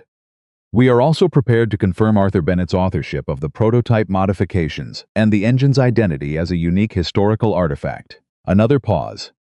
And we would like to discuss something further with you, Mr. Cole, in person if possible. What kind of something? There is a documentation gap, Mehring said. Arthur's notebooks end in 2001. The project was terminated in 2003 after his death. But the notebooks reference a series of calculations and refinements that Arthur described as being developed collaboratively with a junior engineer during the final 8 months of the project. A long pause. He refers to this engineer by initial only, MC. Marcus gripped the phone. Mr. Cole, Mehring said very gently. The museum would like to formally document your contribution to Arthur Bennett's work. For the historical record, not for the media, not for any commercial purpose. For the record, Marcus put his hand flat on the workbench. He pressed it against the cool metal surface and felt the solid realness of it under his palm. Yeah, he said, and his voice was not entirely level. I'd like that. He flew to Stuttgart 6 weeks later. Sandra came with him, and Christine Bennett met them there. Flying in from Portland with Arthur's personal papers in a carry-on bag, she kept on her lap the entire flight. The museum arranged a formal documentation session 3 days, technical staff, archivists. One of the original project managers, who was now in his 70s and cried when he saw the photographs of the engine modifications because he had assumed for 20 years they were lost. On the second day, they showed Marcus the notebooks. 14 of them, Arthur's handwriting familiar, precise, the handwriting of a man who thought in complete sentences and wrote the way he built things, with care for every detail. Marcus turned pages he hadn't seen in 25 years and found his own name in them, not M.C., but his full name, Marcus Cole, appearing first in October 2000 in a notation about a cam timing solution that Arthur had labeled in the margin, Cole's Insight. Elegant. Why didn't I see this sooner? Marcus stood at the archive table and read those 4 words 6 times. Cole's Insight. Elegant. Christine, standing beside him, reached out and touched his arm. She didn't say anything. She didn't need to. They had the notebooks formally catalogued with full attribution. Arthur Bennett, lead engineer. Marcus Cole, contributing engineer. The Porsche Museum issued a press statement that Wednesday morning that was picked up globally. Prototype engine confirmed as historic artifact. Stuttgart Archive validates full attribution of Bennett Cole project.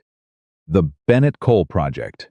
Marcus read that phrase on his phone in the Stuttgart airport, waiting for his flight home, with Sandra beside him, reading the same coverage on her own phone. He read it 3 times. Then he looked up at the departures board and thought about a 21-year-old kid who had come to Germany on a scholarship and sat across a workbench from the best engineer he'd ever meet and learned what real work actually meant. You okay? Sandra asked. Yeah, Marcus said, and meant it completely. The flight home was 11 hours. He slept for most of it, the specific deep sleep of someone whose body has finally been given permission to rest. He landed back in Savannah on a Thursday morning. Darnell picked him up from the airport because Marcus had asked him to, and because Darnell had the specific quality of a person who shows up when asked without making it a production. He handed Marcus a coffee in the arrivals area and said, "Welcome back. The BMW is done. There are 43 messages on the shop phone." And Zoe's teacher called to say, Zoe told her entire class that her dad went to Germany to defend a dead man's honor, which the teacher said was, quote, genuinely the most interesting thing any student had told her in 11 years. Marcus laughed. Actually laughed the real kind, that came from somewhere uncomplicated. "That's accurate," he said. "I told her it was accurate, too," Darnell said. They drove back to the garage in comfortable silence. The city looked the same, the side street looked the same. The chipped sign and the 2 bay doors and the 3 cracks in the parking lot, sealed with black sealant, all exactly the same. But when Marcus got out of the truck and stood in front of it, it felt different to him in a way he couldn't explain in words and didn't try to. He'd left something and come back, and the place was still here. That was the thing. The work was still here, the realness of it. He opened the garage and got to work. That afternoon, 3 weeks after his return from Stuttgart, Victoria Harrington came back.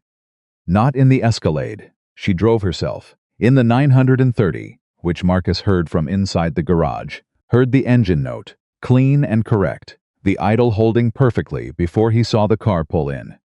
She parked it herself, got out herself. She was in jeans and a plain dark shirt, hair pulled back simply, no sunglasses, no staff, no armor of any kind. Just herself. She stood outside the bay entrance and said, "Do you have a minute?" Marcus set down his wrench. "I have a minute." She walked into the garage, into the actual workspace, past the sign that said clients stay outside work area, which she'd obeyed every other time she'd been here, and Marcus noticed it, but didn't say anything. She looked at the bay, the tools, the clean organization of everything. Then she looked at him. "I wanted to come in person," she said. "I wanted to say certain things where you could see that I mean them." "Okay," Marcus said. "I was wrong about you," she said. "Not just the parking lot. I mean, yes, the parking lot. What I said was inexcusable, and I've been ashamed of it every day since he understood what you were actually doing while I was performing for my audience." She paused and swallowed. "But it wasn't just that. I looked at you, and I decided in about 4 seconds what you were worth. I decided what kind of man you were. And I was wrong in a way that I don't have a good excuse for." Marcus was quiet. He let her finish. "You found something that changed my entire understanding of my family's history," she said. "You protected it, before you even knew you needed to. You told me the truth when the easier thing, the much easier thing, was to take your check and say nothing." She stopped. Her jaw was set the way it was when she was holding something together. "And then when Richard tried to discredit you. When he called you a scammer to my face, I almost believed him. Because he'd been in my life for 30 years, and you'd been in it for 1 week. And I want to tell you that I'm sorry for that I almost chose comfort over truth." Marcus looked at her for a long moment. The woman in front of him was different from the woman who had stood in his parking lot 6 months ago. Not because the surface had changed, but she was still Victoria Harrington, still carried herself like someone who understood the weight a room gave her. But something underneath had shifted. Something had been taken apart and put back together, with more care for the actual shape of things. "You didn't choose comfort," Marcus said. "You called me. When it mattered, you called me. After almost not," she said. "Almost doesn't count," he said. "The call is what counts." She looked at him. Her eyes were bright in a way that wasn't quite tears, but was adjacent to them. "How are you not angry?" she said. "After everything, the joke, doubting you, Richard coming after you. How do you not have more anger than this?" Marcus considered the question honestly. It deserved honesty. "I have some anger," he said. "I'm not pretending I don't. But I figured out a long time ago that anger is expensive. It costs you things you can't get back." He paused. "I have a 9-year-old daughter who watches everything I do and learns from it. I can't afford to be someone who spends his energy on anger when there's work to do. Victoria was quiet for a moment. She sounds remarkable, she said. Zoe, she is, Marcus said, simply without qualification. I'd like to meet her someday, Victoria said. If that would be okay. Maybe, Marcus said. Someday. Victoria nodded. Then she reached into the bag she was carrying and brought out a package. Wrapped simply, no gift paper, just a padded envelope. She held it out. This came from Christine Bennett, she said. Through Sandra. She asked me to give it to you personally. Marcus took it. He opened it carefully. Inside was a notebook, not one of Arthur's 14 archived notebooks, but a smaller one, worn leather cover, the kind sold in German stationers in the 90s. His name was written on the inside front cover in Arthur's handwriting. Below his name, a date, December 2002, 6 months before Arthur died. He turned to the first page. The handwriting was Arthur's but slightly slower, slightly less precise than the workshop notebooks. The handwriting of a man who was tired, or sick or both, writing something that mattered too much to rush. Marcus, it began. If you're reading this, someone found the work. I always believed someone would. I hoped it would be you. Marcus stopped. He stood in the middle of his garage with a dead man's words in his hands and felt the world go very quiet around him. Victoria stood a few feet away and didn't move and didn't speak. She understood without being told what this was. Marcus read the whole letter standing up. It took 8 minutes. When he finished, he closed the notebook carefully. He held it against his chest for a moment, with both hands, the way you hold something you're afraid to set down. Are you okay? Victoria asked quietly. Yes, he said. And then he knew. He always knew the work would outlast him.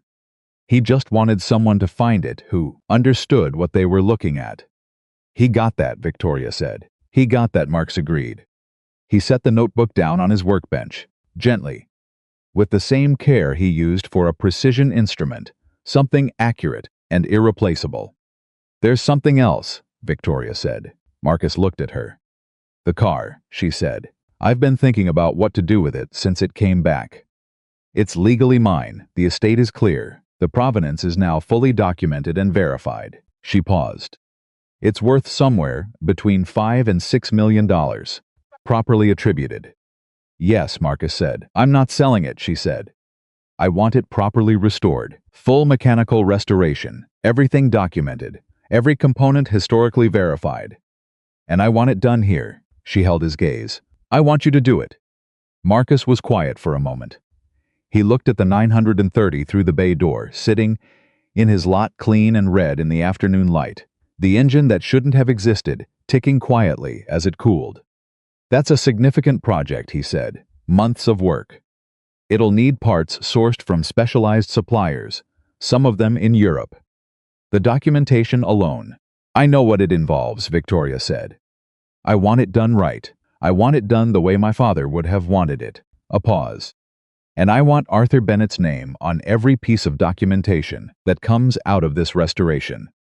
Every record, every invoice, every photo in the archive. She paused again. He deserves that. Marcus looked at her. Yeah, he said slowly. He does. Then you'll do it? I'll do it, he said. Victoria exhaled the kind of exhale that has been waiting. Good, she said. And then almost to herself, good. She picked up her bag. She was almost to the bay entrance when Marcus said, Victoria. She turned. For what it's worth, he said. What you did going to Sandra without telling Richard, sitting with the evidence, even when it was about someone you'd trusted your whole life, that wasn't easy. Most people wouldn't have done it. Victoria looked at him. Something moved through her face that was complicated and real, and not the controlled CEO expression, and not the grieving daughter expression, just her. Just a person who had been through something and come out the other side knowing more about herself than she had going in. It was the right thing to do, she said. Yeah, Marcus said. It was. She drove the 930 out of the lot. He listened to the engine until he couldn't hear it anymore. Clean, correct, running the way it was supposed to run, saying what it had always been trying to say, now that the people who could hear it were finally listening. Darnell appeared at his shoulder. She's different than I expected, he said. People usually are, Marcus said, when you actually look at them. Darnell was quiet for a moment. Then you know what I just realized? You're going to be working on a $5 million car in this garage. It's the same work, Marcus said. It's not the same car. The principles don't change, Marcus said. The principles never change. You look at what's actually there. You understand what it needs. You do the work honestly. He picked up his wrench. That's all it ever was. Darnell shook his head slowly. You're either the wisest man I've ever worked for, or you're just extremely committed to being calm. Both, Marcus said. Definitely both. He went back to work. What neither of them knew yet, what wouldn't become clear until the federal investigation released its full findings 8 weeks later, was that the $32 million figure was not the final number. Forensic accountants, working backwards through 11 years of Richard Holloway's asset manipulation, ultimately identified 47 separate transactions involving undervalued collector assets purchased through shell structures and resold privately. The final confirmed total was $41,300,000. Harrington Capital's board announced a full restructuring. 3 other employees were found to have had varying degrees of knowledge. 2 cooperated, 1 did not. Richard Holloway received a sentence of 9 years. He did not look at the cameras when he walked into the federal courthouse. He did not look at Victoria, who was present. He looked at the floor, and then at his attorney, and then at the floor again, the look of a man who has spent 30 years building a version of himself that the world found trustworthy. Watching that version dissolve, public and permanent and complete. Marcus wasn't there. He heard about the sentencing from Sandra, who called him during his lunch break, and he listened and said thank you and went back to the garage and ate his sandwich and thought about things that weren't the sentencing. He thought about a bracket. A small hand-machined bracket on a secondary intake manifold. The kind of thing a person look at for 20 years and never see because they weren't looking for it, because they didn't know what they were looking at, because the knowledge to recognize it existed in exactly one man on Earth who happened to be available on a Saturday morning in Savannah, Georgia. He thought about Arthur Bennett saying, "These things always get found." He thought about Zoe telling her class that her dad went to Germany to defend a dead man's honor. He thought about what it means to build something that outlasts you. Not money, not position, not the accumulation of advantage, but the actual work, the real thing, built correctly, built honestly, built with the specific care of someone who understands that the truth of what they make will exist in the world long after they're gone. That's what Arthur had built. And it had survived 20 years of being hidden, of being stolen, of being deliberately obscured. It had survived all of it and come out the other side exactly what it was. Because the truth of a thing that's built right doesn't change. It doesn't degrade. It doesn't negotiate with the people who need it to be something else. It just sits there, in whatever engine bay or archive or locked cabinet it's been put in, and waits for someone who knows how to listen. Marcus cleaned his tools at the end of the day. He did it the way he did everything, carefully, in order, with attention to what he was doing. He hung them in their places on the pegboard, and turned off the lights and locked the bay doors. Iken stood for a moment outside his garage. In the early evening, the air warm and soft the way Savannah air gets in the late fall, carrying the smell of old brick and distant water, and the specific sweetness of a city that has been here a long time and intends to keep being here. He had a daughter to pick up. He had spaghetti to make. He had a notebook from Arthur Bennett on his workbench that he would read again tonight, more slowly when the house was quiet. He had a $5 million engine to restore, one honest bolt at a time. He got in his truck and drove toward the school, and the evening opened up around him the way evenings do in a life that is exactly the right size for the person living it. The restoration took 7 months, not because Marcus was slow.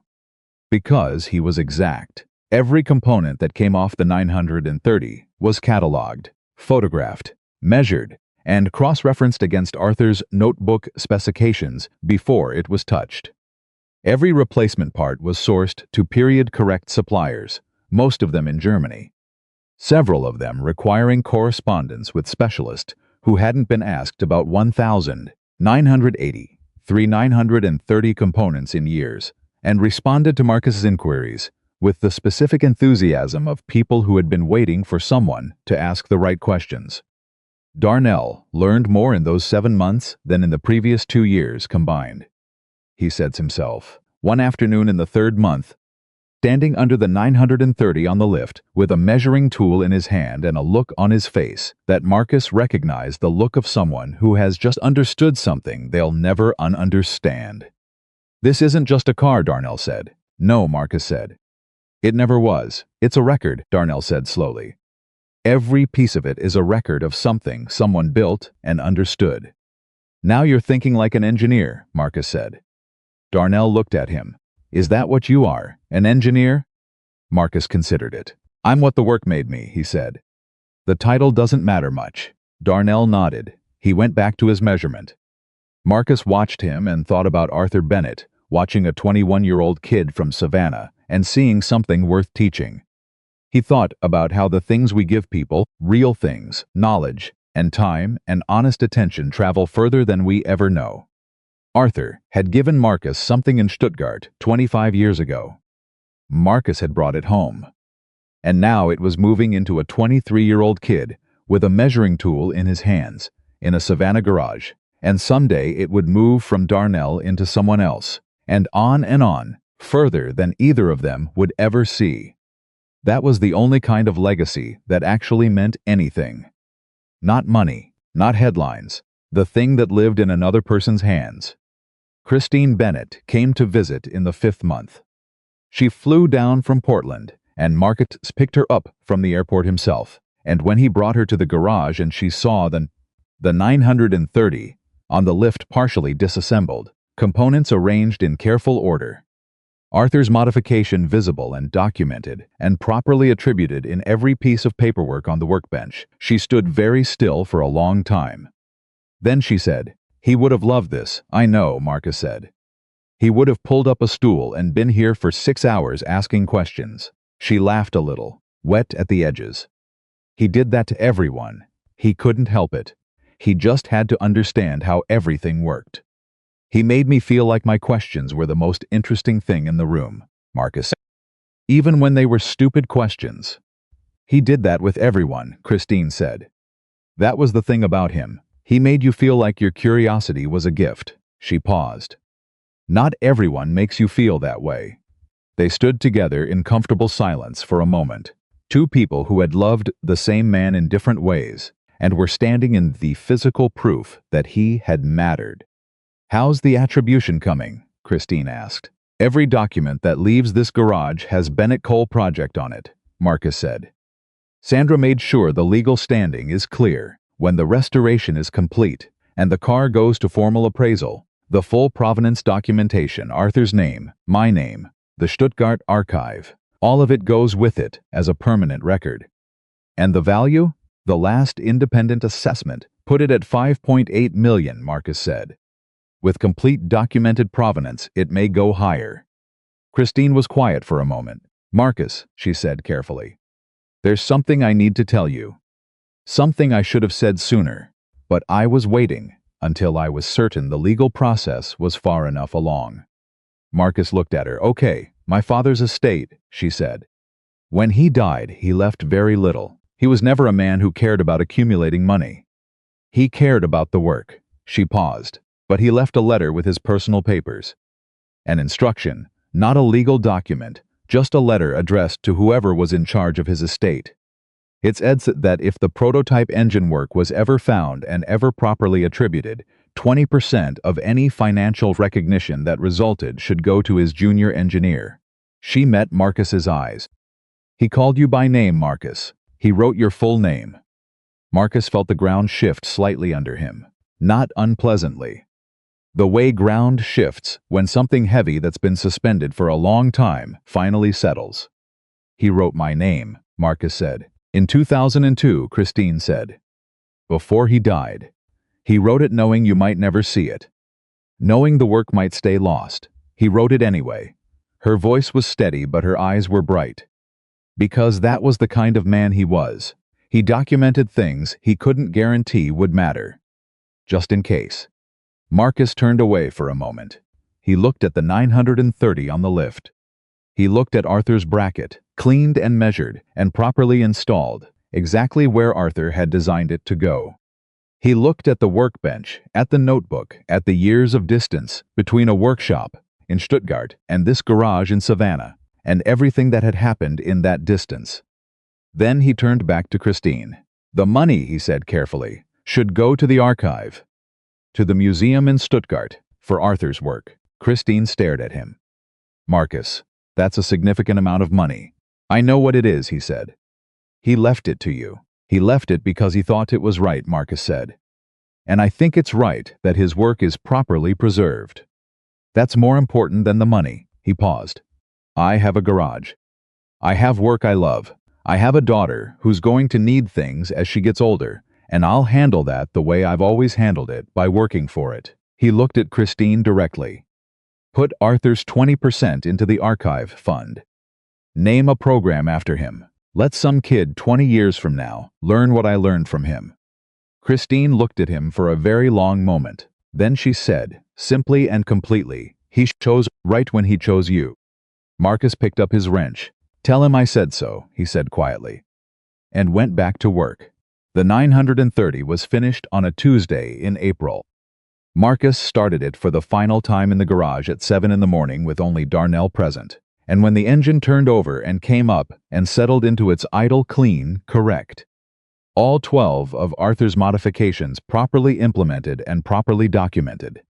The engine, saying exactly what it had always been designed to say in the specific voice Arthur had designed it to say it, and Marcus stood beside it with his arms crossed and his eyes closed and just listened.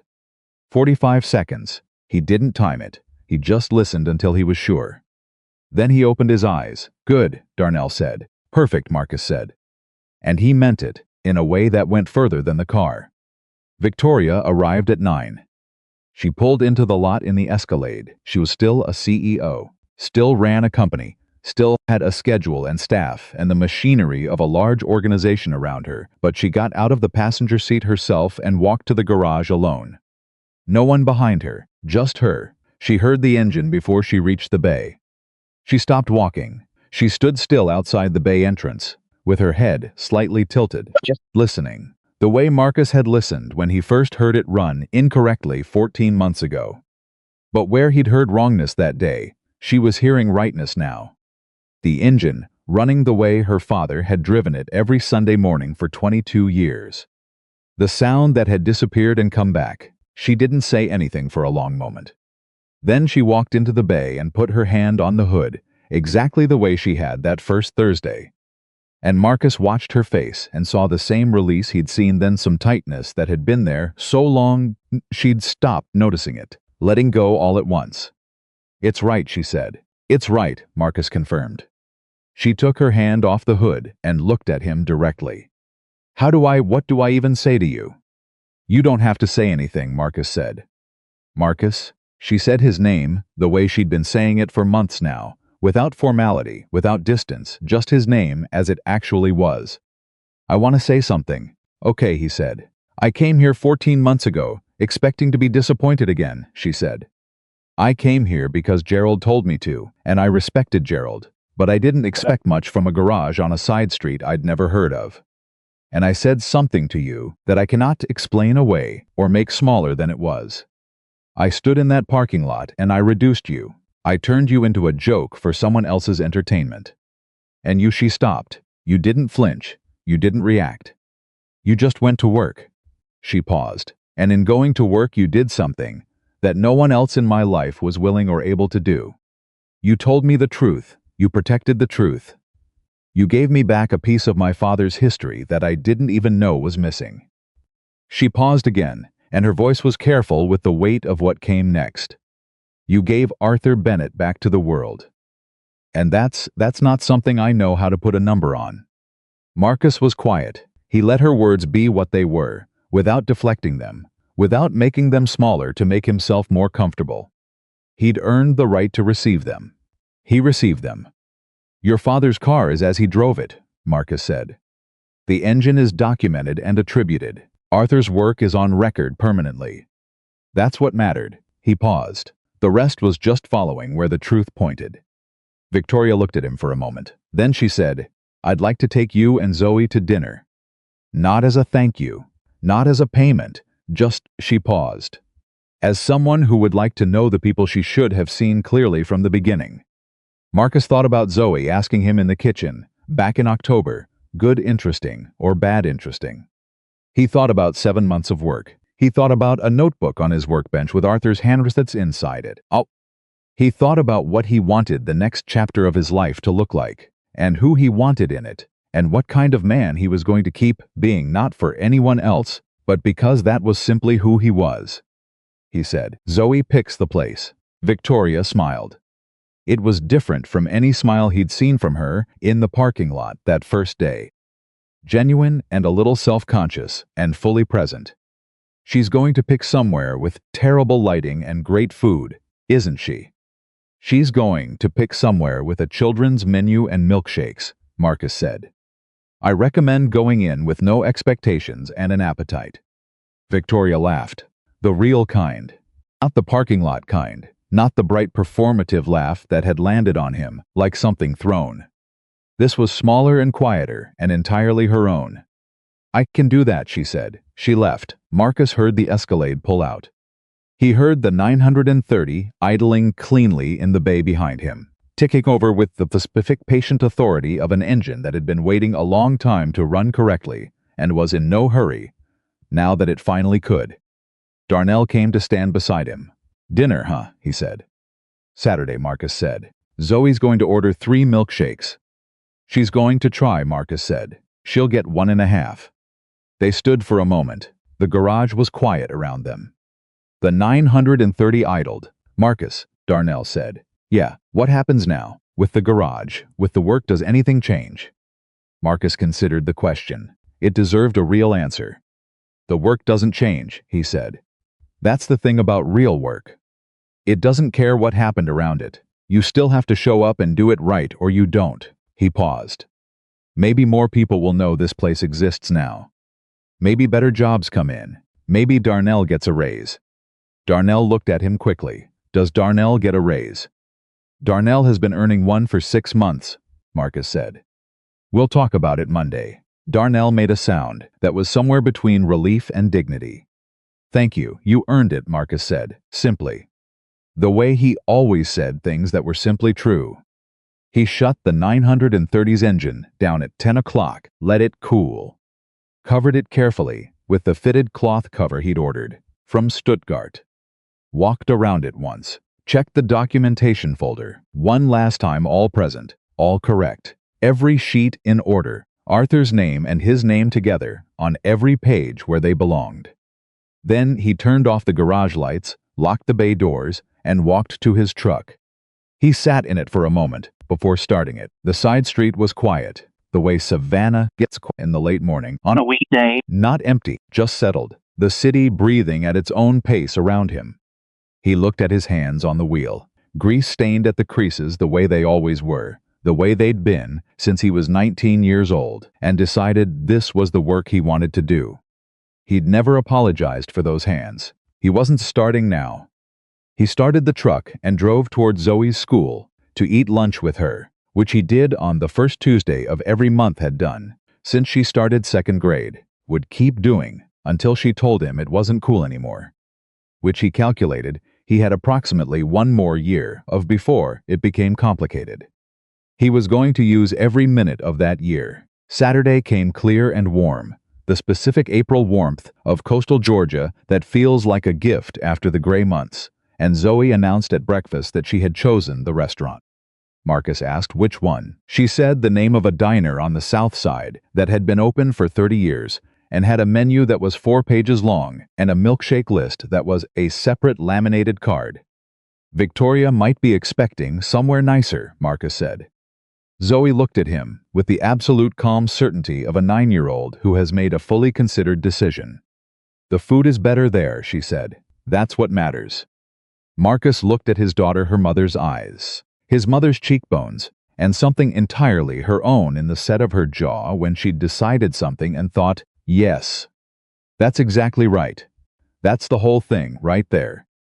Yeah, he said. That's what matters. Victoria arrived at the diner 7 minutes early. Marcus and Zoe were already in a booth, Zoe studying the milkshake menu with the focus of a person making an important investment decision.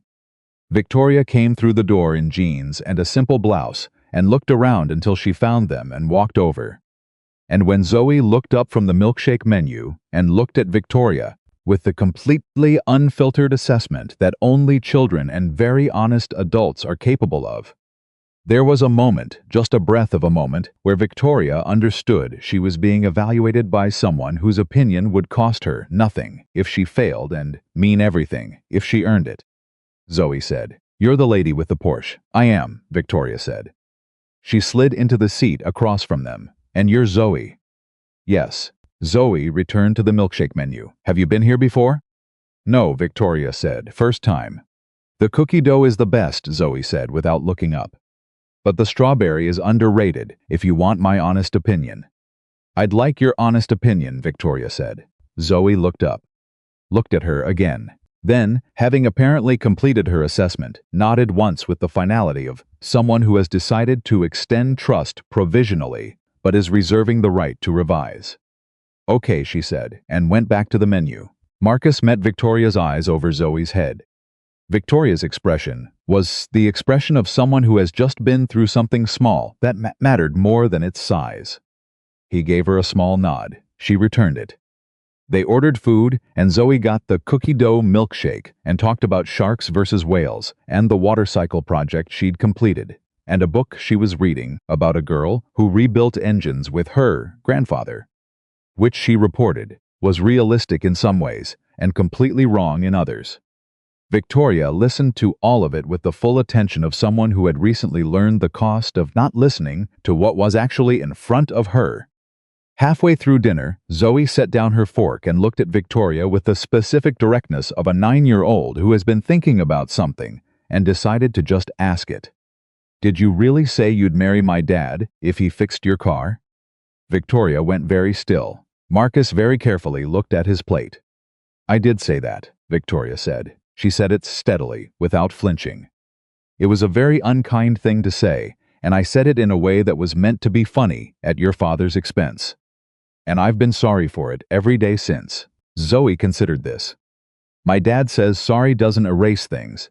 It just means you understand what you did." "He's right," Victoria said. "But he also says what matters is what you do after you understand," Zoe said. "So what did you do?" Victoria looked at the 9-year-old across from her. She looked at Marcus, who had looked up from his plate now and was watching both of them with the expression of a man who has just realized his daughter has handled something he couldn't have handled better himself. Then she looked back at Zoe. "I tried to listen," she said. "I tried to stop deciding what things were worth before I understood them." She paused. "I'm still learning how to do that, but I'm trying." Zoe picked up her milkshake and considered this over a long sip. Then she said, "My dad's really good at teaching people things. He doesn't do it on purpose, but he does it anyway." "I know," Victoria said quietly.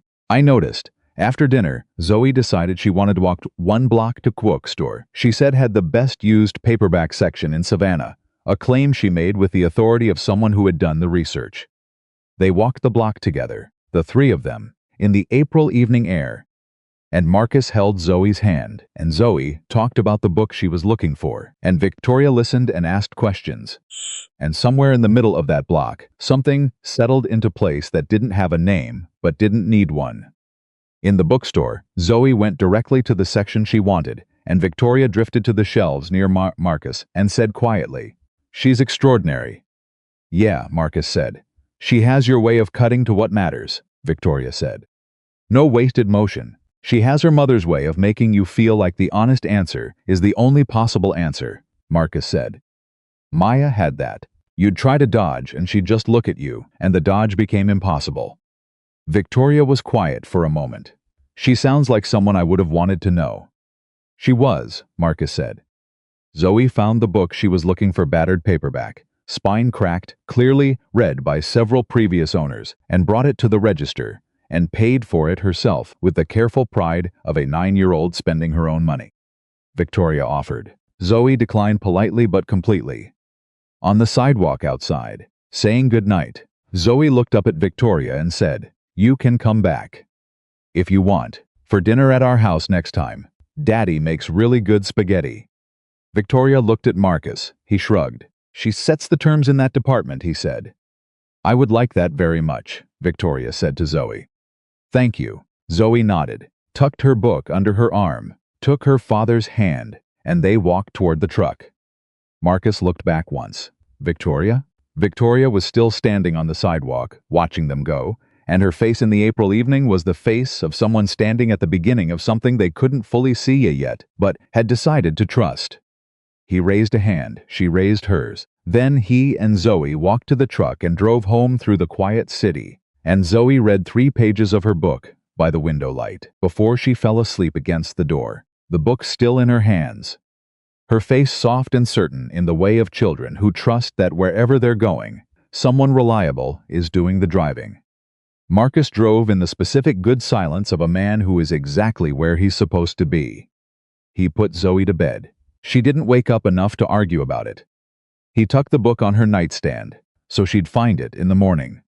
He stood in the doorway of her room, for a moment the habit he'd never broken, the standing in the doorway, the listening to her breathe, the checking that she was here, and whole, and safe.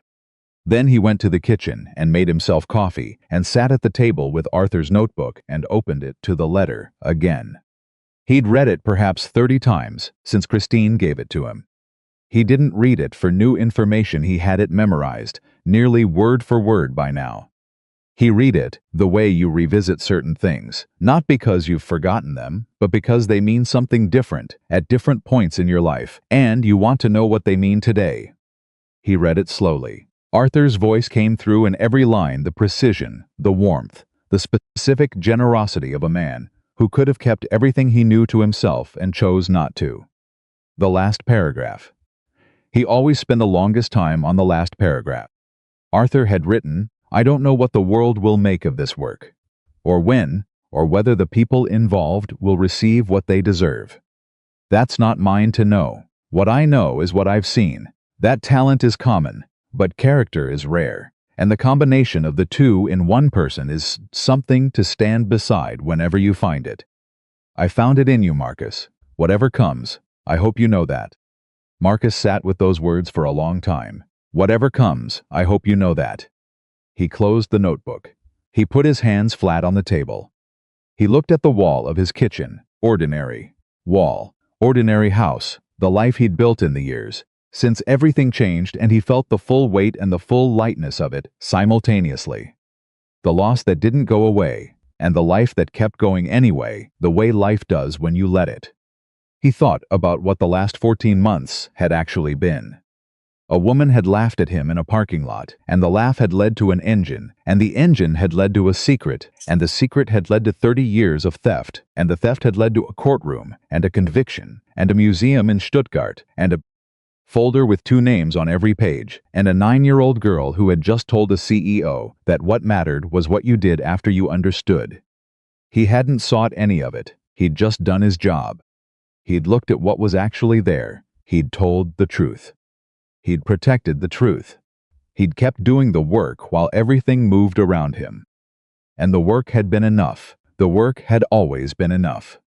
Not because it made him famous or wealthy or recognized, but because it was honest, because it was real, because when you build something right, or fix something right, or tell the truth right, the rightness of it doesn't depend on whether anyone applauds.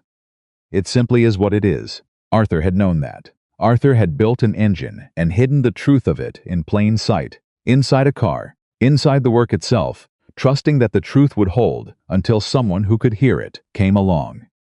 And it had held.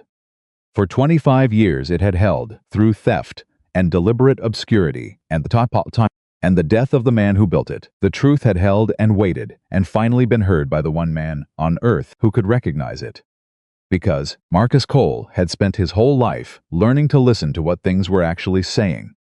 And now Arthur Bennett's name was on every page where it belonged. And Zoe was asleep with a book in her hand, and a guard's red Porsche 930 was sitting in a secure facility, fully restored, fully documented, engine running exactly as it was designed to run. And somewhere in Portland, Christine Bennett had a financial commitment in her father's name that would teach young engineers what real work meant for generations to come. And somewhere across town, Victoria Harrington was, for the first time in 14 months, carrying something lighter than what she'd walked in with. And Marcus Cole had nothing to prove, and nothing to perform, and nothing to claim beyond what he'd always had. His hands, his knowledge, his integrity, his daughter. It had always been enough. It would always be enough.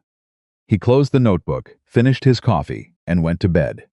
And the work, honest, patient, permanent, continued to speak for itself, exactly as it always had, in the quiet and undefeatable voice of things built right by people who understood that character is not what you perform for the room.